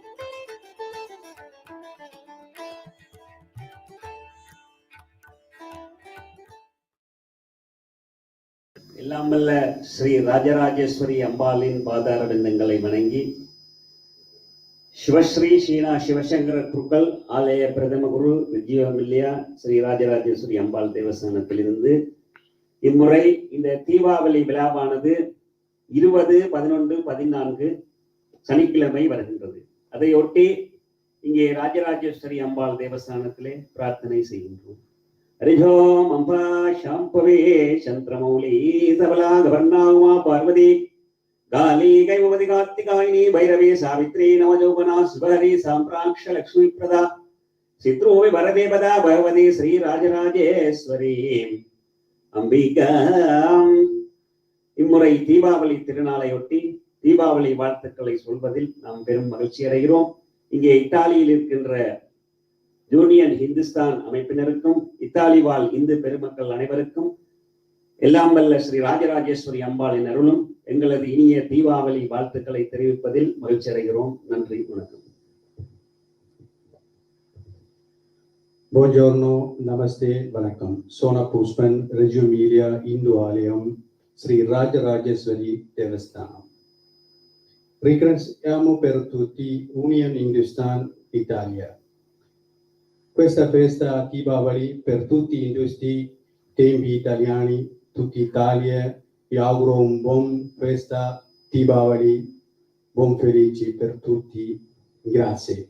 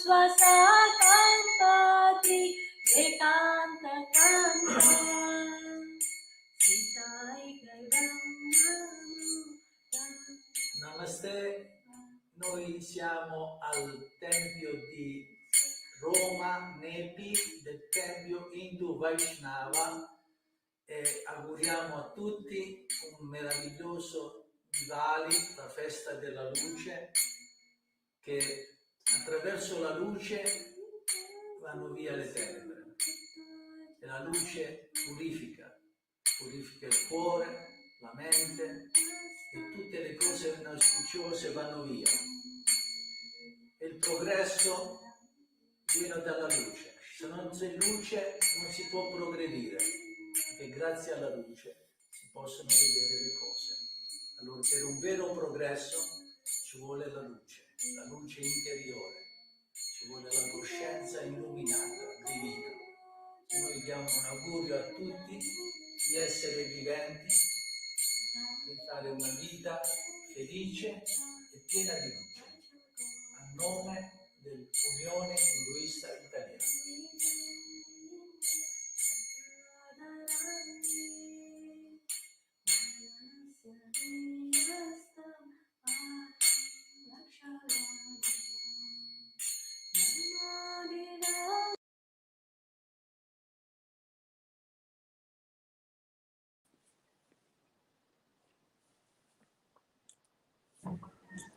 So thank you very much. So after these colorful and touching greetings from some of the Hindu temples in Italy, at last, as I said before, last but not the least, a precious contribution from an ancient but youthful science of Ayurveda. We have with us Amarjit Singh Bamra, who is the founder and secretariat of the All-Party Parliamentary Group on Indian Traditional Sciences. Welcome, Amarjit. Namaste. Namaste. And happy Diwali to you too. And happy Ayurveda Day. Thank you. Can you hear me? Yes, Okay, loud and clear. So am I going to sort of speak and then somebody's going to translate what I'm saying? English, and it's an international panel this afternoon. Okay, wonderful. Of English speakers. So I'll say it in small sentences, yeah? There will be no translation because the panel is of British English speakers. Oh, okay. And how many minutes do I have? Freely. 7 minutes, more or less. How much? 7 minutes. Okay. All right. So I want to talk to you really today about, Ayurveda Day and why it's called Ayurveda Day. And Ayurveda Day is part of the Dantriyas And today is the Ayurveda day, and tomorrow is obviously the Diwali. Yeah. So there was a king, like Indra, the Indra, king, that he resides in Swarga. And while riding on his elephant, came across a sage called Durvasa, who offered him a special garland given to him by a nymph. And Indra sort of accepted the gift and placed it on the trunk of the elephant as a test to prove that this sage Durvasa was not an egoistic deva like Devta. Yeah? And so the flowers on it had a scent that attracted some bees. Yeah, bees, these guys that make honey. Yeah? Annoyed by the bees, the elephant threw the garland on the ground. And so this encouraged the sage, this enraged the sage, as the garland was a sort of dwelling of the fortune of Shri and was to be treated as prasad,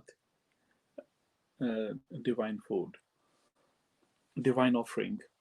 So Durvasa, the sage, cursed therefore Indra that all devtas to be orphaned, of all their strength, energy, and fortune. So that in subsequent, battles, following this incident, the devtas were defeated by asuras. Asuras are demons led by Bali, who gained control over the universe. So what to do? So then Devtas sought help from Lord Vishnu, so who advised them, said, look guys, take it easy and try and form a sort of a diplomatic alliance with the asuras to jointly he gave them this idea, to find a nectar of immortality, and it has to be done. We need to find this, but you can only find this together in this partnership with the asuras, and so that and so let's take it from there. So then we've probably seen these depictions of Mount Meru, in the middle of an ocean, and then there's a snake wrapped around it. And then one part of the snake is held by the demons and the other part of the snake is held by the devtas. So using Mount Meru as a rod, and Vasuki is the name of the king of snakes who is adorned on the neck of Shiva. They use the snake as a rope, one side, as I said, held by the devtas and the other by the asuras, to churn the milky ocean. And to stop the mountain sinking, Lord Vishnu took form of Kurma, as he is also known as to have taken this in form of his second incarnation when he became a tortoise, and supported the base of the mountain. So the story goes quite deep here actually. And so this is when Vasuki wraps itself around the mountain 3.5 times, pressing the mountain at several critical points. Many interpretations of this description are seen this as an equivalence of the 7 chakras in the human body, as mentioned in the Indian traditional sciences literature, and obviously the snake in this depiction being the Kundalini energy, which binding all them together. So the churning of the ocean corresponds to a yogi practicing his or her art, including meditation, to stir this vast ocean-like unconscious in order to find the nectar in his or her mind and to merge with eternity. The churning requires both the devtas and the asuras. This means that one needs to come to terms with both the wicked and the divine qualities of one within oneself. It is commonly believed that both the ocean and the unconscious are vast reservoirs of unknown wealth. So during that process, a lethal poison known as hala hala escapes from the mouth of the serpent king as the demons and the gods churning this ocean. So this unfortunately terrified the gods and demons because the poison was so powerful that it could have destroyed all creation. So the Devtas then approached Lord Shiva for protection. So Lord Shiva then consumed this poison to protect the three worlds, and in which the process gave him a blue shade in his throat. Parvati, his wife, immediately places her hand on his throat, stopping the poison to flow any further. And as a result, we commonly hear and see people talking about Lord Shiva, calling him Nilakantha. Nilakantha, Nila is blue, Kantha means throat in Sanskrit. And so by churning this milky ocean, not only did they actually manage to pull out of the ocean, the nectar, the divine nectar, but also there were like 14 other articles. Lakshmi, the goddess of fortune; Apsaras, the divine nymphs; Madera, the goddess of wine, who later became to be known as Varuni, the wife of Varuna; Kamdenu, the wish-granting cow; Airavata, the four-tusked white elephant; Uchya Ahasuravs, the divine seven-headed white horse; Kaustubha, the most valuable Ratna. Ratna is the Sanskrit word for divine jewel.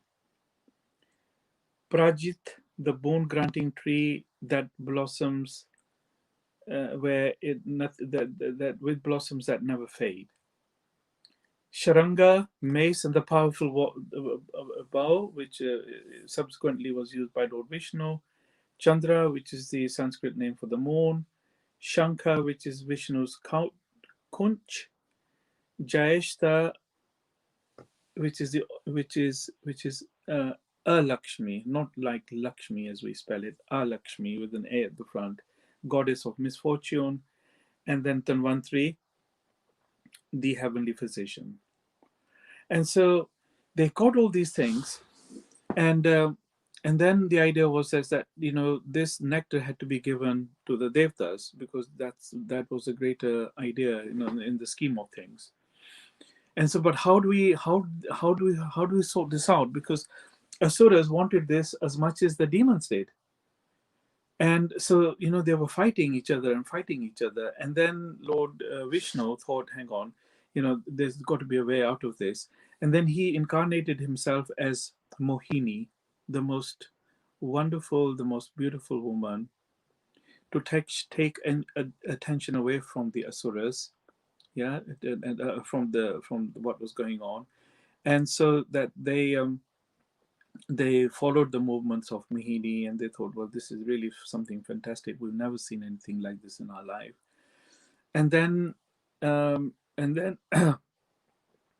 the Amrita, which is the nectar of immortality, was then being given to the devtas. And because the asuras had been, they obviously were in a spell, and obviously were not sort of coming out of that so easily. And there was one asura who saw what was going on, and he came and sat in the line where this Amrita was being offered to the devtas.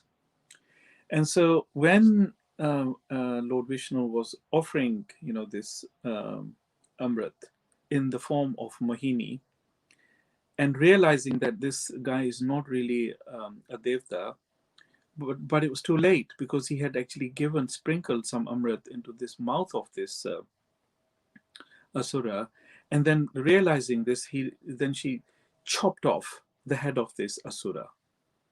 And that's why in the Indian astrology, which is the sister science to Ayurveda, known as Jyotish, we have the 7 planets, and then we have 2 shadow planets, which are known as Rahu and Ketu. Rahu and Ketu, and it belongs to this one particular entity whose head was chopped off.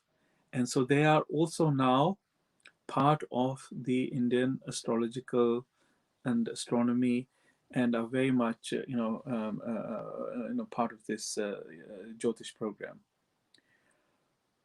And to sort of bring my story to a conclusion, during this time when Mohini was offering Amrita and then to this asura, then some drops of that Amrita fell on this planet, and that's where we have these 4 places in India: Haridwar, Prayaga, Trimbak, also known as Nasik, and Ujjain. So this is where 4 drops of this Amrit fell. And according to our ancient legends, these places have acquired certain mystical power and spiritual value. And it is because of these particular 4 places where Kumbh Mela is celebrated, in rotation during different seasons and different years. So that's really what I wanted to just really share with you. So then obviously after having taken nectar by the Devtas, so they obviously got composed and got back into their fighting spirit, and then obviously got sort of things back under control. And we have now the position is that the Ayurveda is part of our most ancient, valuable text of wisdom known as Vedas, and they are enshrined in the Vedas. And so we work, according to that particular manuscript, which is the base of Ayurveda's understanding of Sanatan Dharma's understanding of Ayurveda, and it's a system, from the source. It's not a system that's been put together by 2 individuals and it's been then modified. It's there really in essence from the very beginning to manage our health and wellness, and sort of bringing that to my situation to the present day is that about nearly 10 years ago I set up a group of the United Kingdom parliamentarians from all different parties, and I'm very happy to share with you that Swami Hamsananda ji from your organization and Melanie ji from your organization were at the launch with the very first meeting in the House of Parliament, where both of them saw the creation of this all-party parliamentary group on Indian traditional sciences. And so what we do with that particular group is to raise awareness of all Indian traditional sciences, which are Ayurveda, and all its sister sciences like yoga, like Vastu, which is environmental engineering, like Jyotish, which is India's astronomy and astrology, and Gandharva, which is India's classical healing music. So with these programs, with these healing programs, we are raising the level of awareness and consciousness of the members of the parliament and the policymaking community and other key stakeholders to bring them, up to speed with our situation, where we are saying to them that prevention is better than cure, and that we all, the present sort of medicine system and the allopathic system and the pharmaceutical system that we have, we all need to join forces and we need to work together and create a pluralistic medicine model. So people have the right, it's the choice, it's the freedom of choice. People, if they want to enjoy, Ayurvedic treatments, or they want to have allopathic treatments, or they want to have any other tradition, it's really up to them. It's their choice what they want for their own mind and for their own body. And we have now some success in some yoga for rheumatoid arthritis and lower back pain, which is being tried and tested in certain hospitals here in the UK. And only today we made the announcement, because just now before I came into this meeting, and I'm so overwhelmed, that you considered me appropriate to come and address this meeting. We just had a 3-hour Zoom meeting on Ayurveda Day here in London, and where we launched a major study on COVID-19 through the eyes of Ayurveda. So we'll be utilizing Ayurvedic herbs to understand, how we can contain, this pandemic. And the study is being led here by some leading universities, and in cooperation with the Government of India, Ministry of Ayush. So we just really embarked on that today. So I'm very happy to share that with you, with your audience today. So I hope that in future to keep on receiving your unabated support that you have always, given to the All Party Parliamentary Group, and look forward to continuing our formidable relationship of unique peace and tolerance that we exercise between ourselves. Thank you. Thank you. Thank you so much, Margit, and so happy Ayurvedic Day along with Diwali Day. Thank you so much.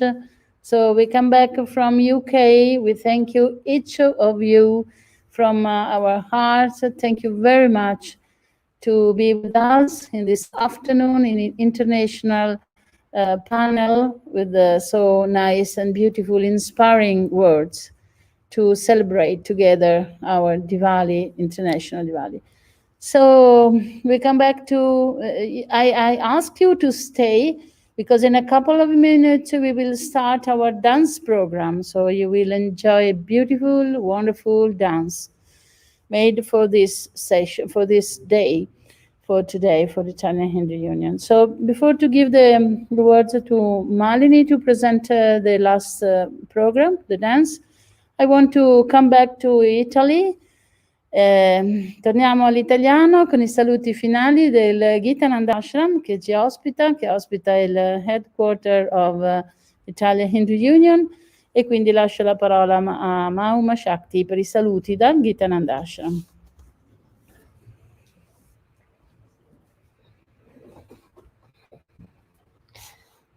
Namaste a tutti.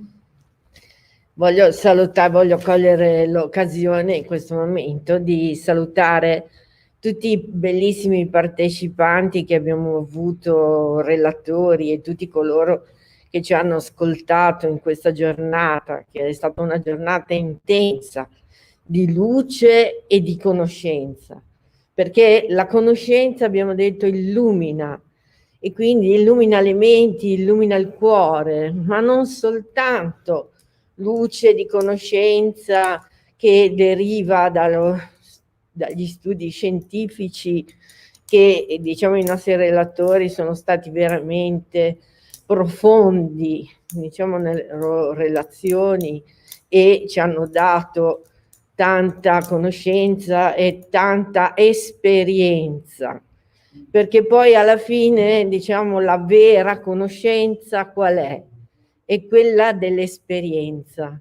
L'esperienza è importante, perché l'esperienza non è soltanto un qualcosa che rimane nella mente, ma è soprattutto fa crescere il cuore, entra nel nostro cuore, e l'esperienza porta all'umiltà.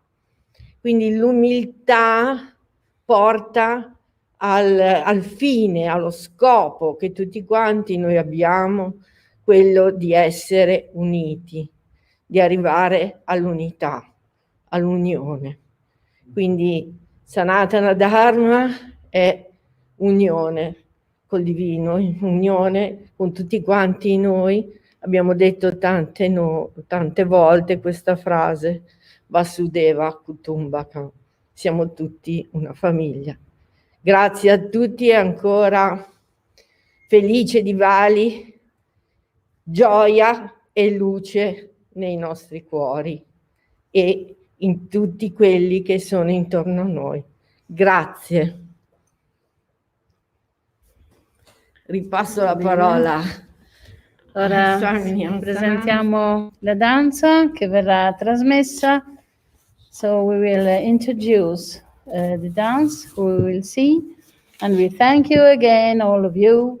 And our program will continue tomorrow and the day after tomorrow with the cultural program.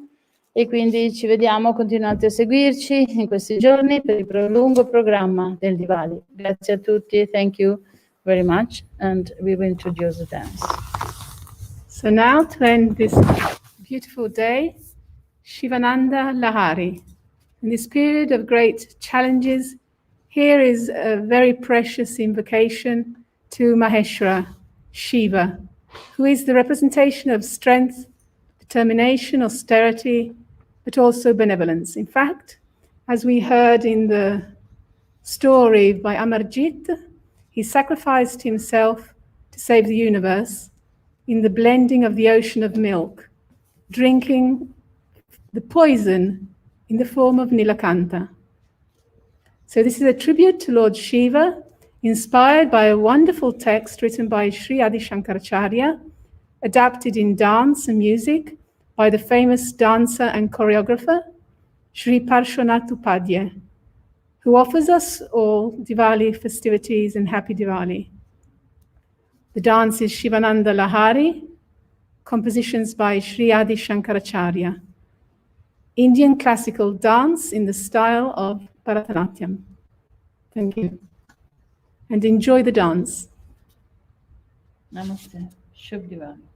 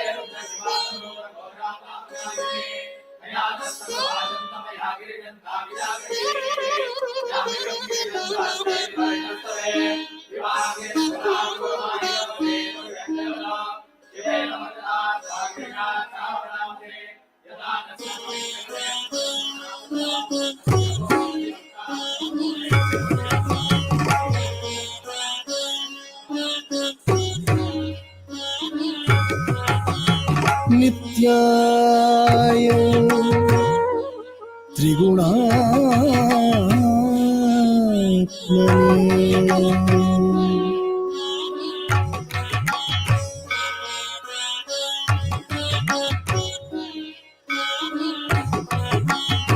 रजिते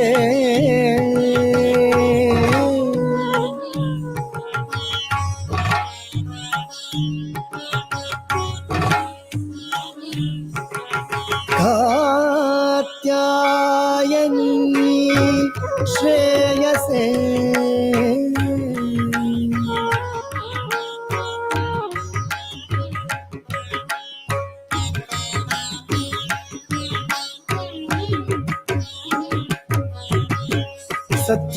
सत्यायादि कुटुम्बिने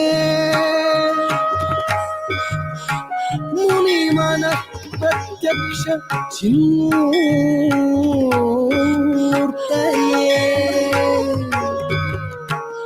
माया सृष्ट जगत्रया सकला मायांत सञ्चारिणे माया सृष्ट जगत्त्रयाय सकलां मायान्त सञ्चारिणे सायं सायं सायं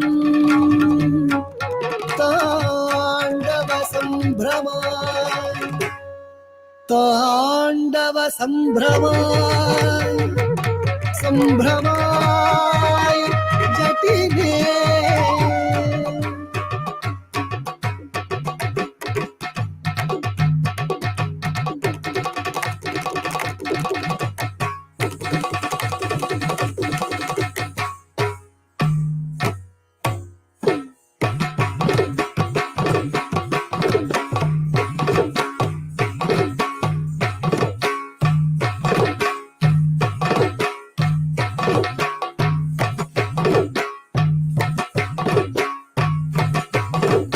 सेयं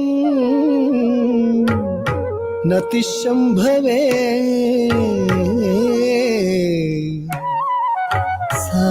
सायं ताण्डव सम्भ्रमाय जटिले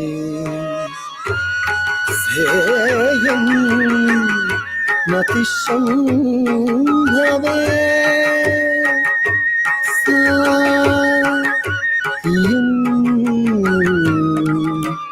मतिः शम्भवे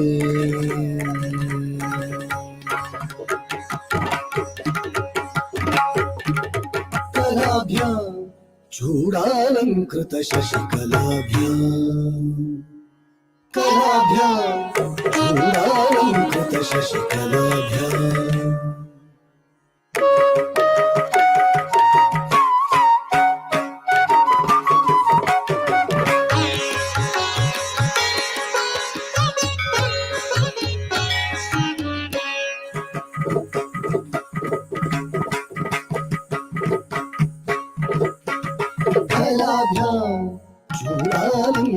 शशिकलाभ्यां निजतपः फलाभ्यां भक्तेषु प्रकटितफलाभ्यां भवतु मे फलाभ्यां भक्तेषु प्रकटितफलाभ्यां भवतु मे शिवाभ्यामस्तोत्रत्रिभुवन शिवाभ्यां हृदि पुनः भवाभ्याम् आनन्दस्फुरदनुभवाभ्याम् शिवाभ्यामस्तोत्रत्रिभुवन शिवाभ्याम् हृदि पुनः भवाभ्याम् आनन्दस्फुरदनुभवाभ्याम् प्रतिरियम्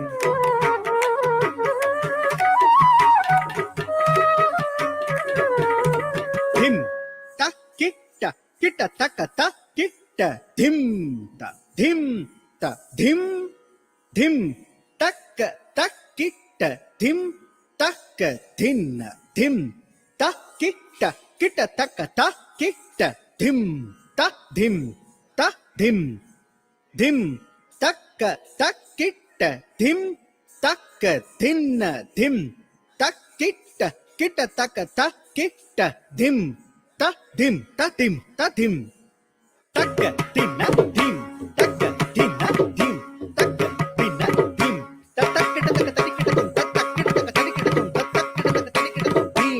तक किट्ट तक तक किट्ट तुम तक किट्ट तक तक किट्ट तुम तक किट्ट तक तक किट्ट तुम धिम तक किट्ट तक तक किट्ट तुम तक किट्ट तक तक किट्ट तुम तक किट्ट तक तक किट्ट तुम धिम तक किट्ट तक किट्ट तुम तक किट्ट तक तक किट्ट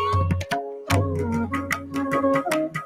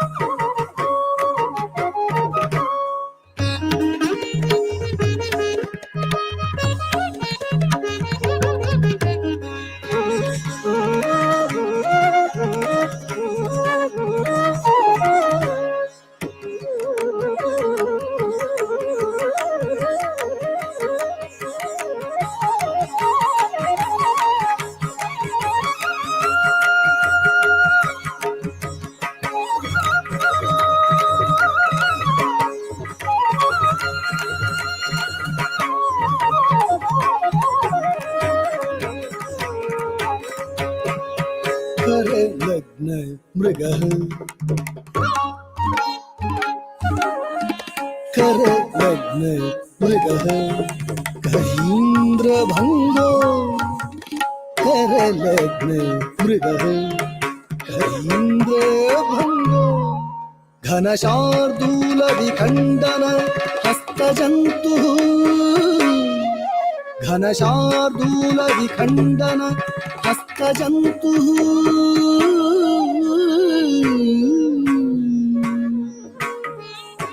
गिरिशो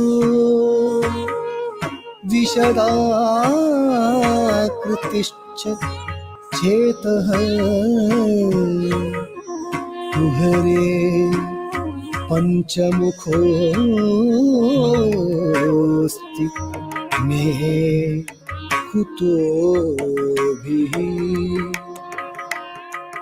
गिरिशो विशदाकृतिश्च चेतः कुहरे पञ्चमुखोऽस्ति मे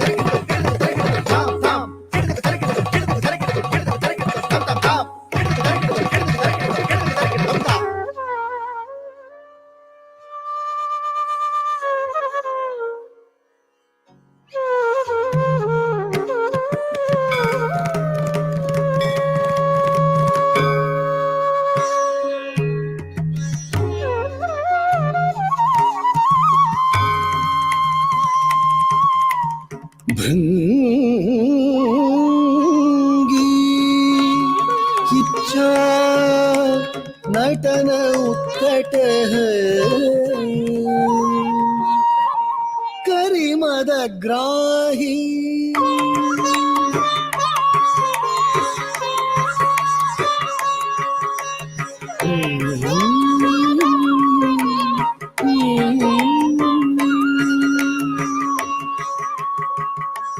स्फुरं माधव आह्लादः सानिध गदगमगरि सग सानिध गदगमगरि समु सानिध गदगमगरि सग सगमगनि सानिध गदगमगरि सग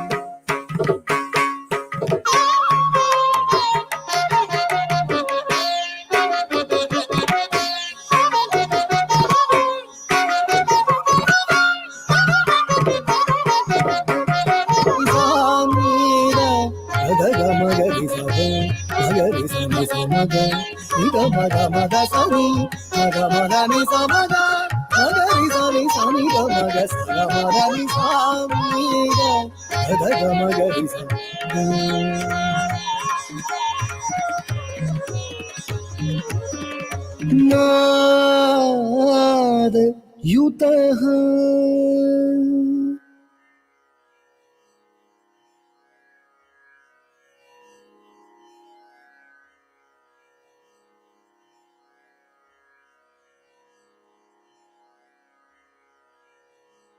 महासितवपुः पञ्चेक्षणाच आदृतः सुमनो वनेषु सत्पक्षः श्रीशैलवासी विभुः सः प्रमराधिप पुनः साक्षाद्मदीये मनोराजीवे विहरता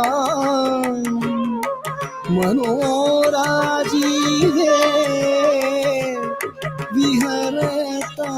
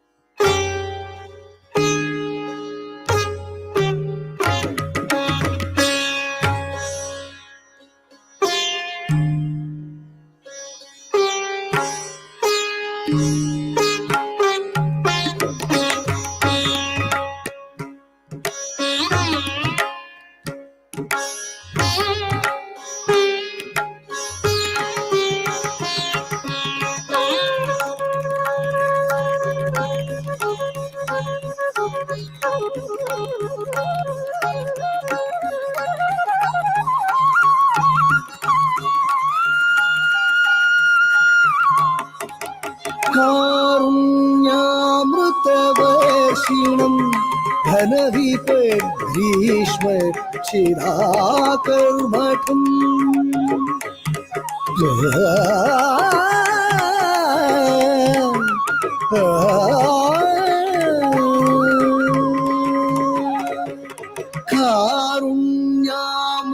कारुण्यामृतवर्षिणं घनविपद्ग्रीष्मच्छिदाकर्मठम् विद्यासस्य फलोदयाय सुमनः संसेव्यम् इच्छाकृतिम्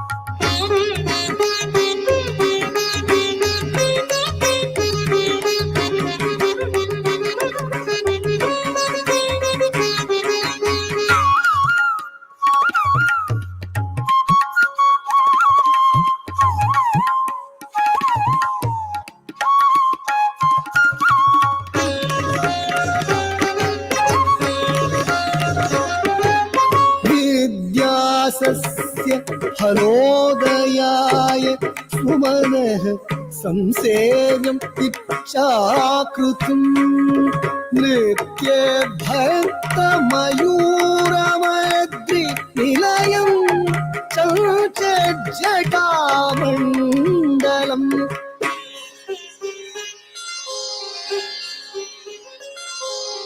नृत्यभक्तमयूरमद्रिनिलयम् चञ्चज्जटामण्डलम् शम्भो वाञ्छति नीलकन्दर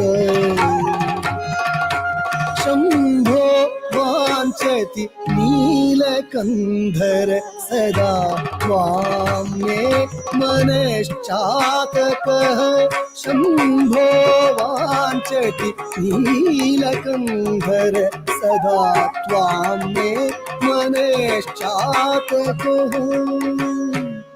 त्वां मे मनश्चातकः शम्भो शम्भो त्वां मे मनश्चातकुहू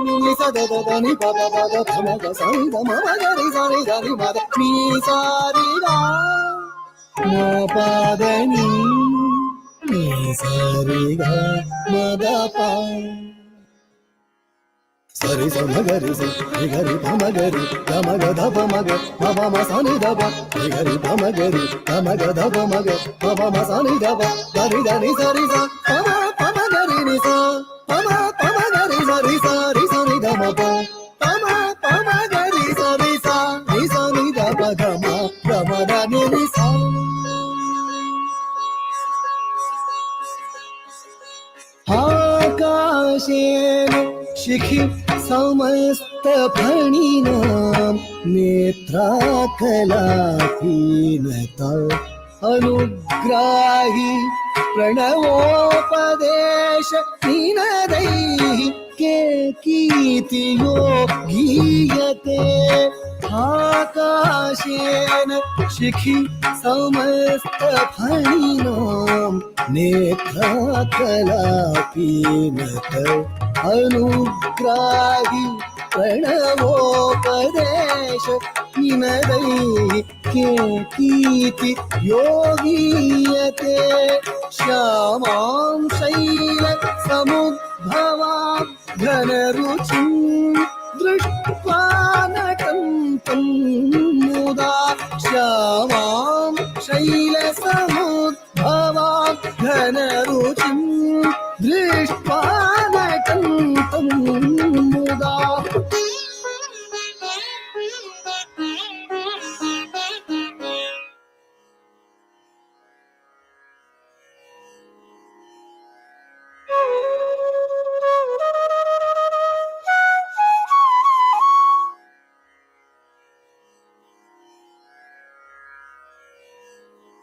tam kidatak tarkidatak dinnatam kidatak tarkidatak tarkidatum tarkidatum tarkidatum tarkidatum dhim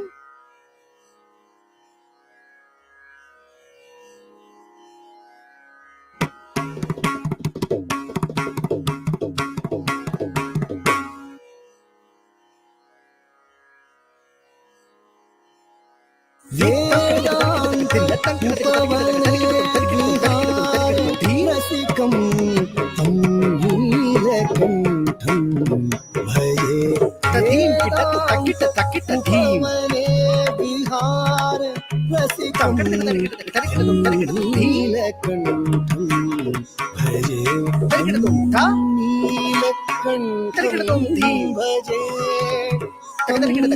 नीलकण्ठं भजे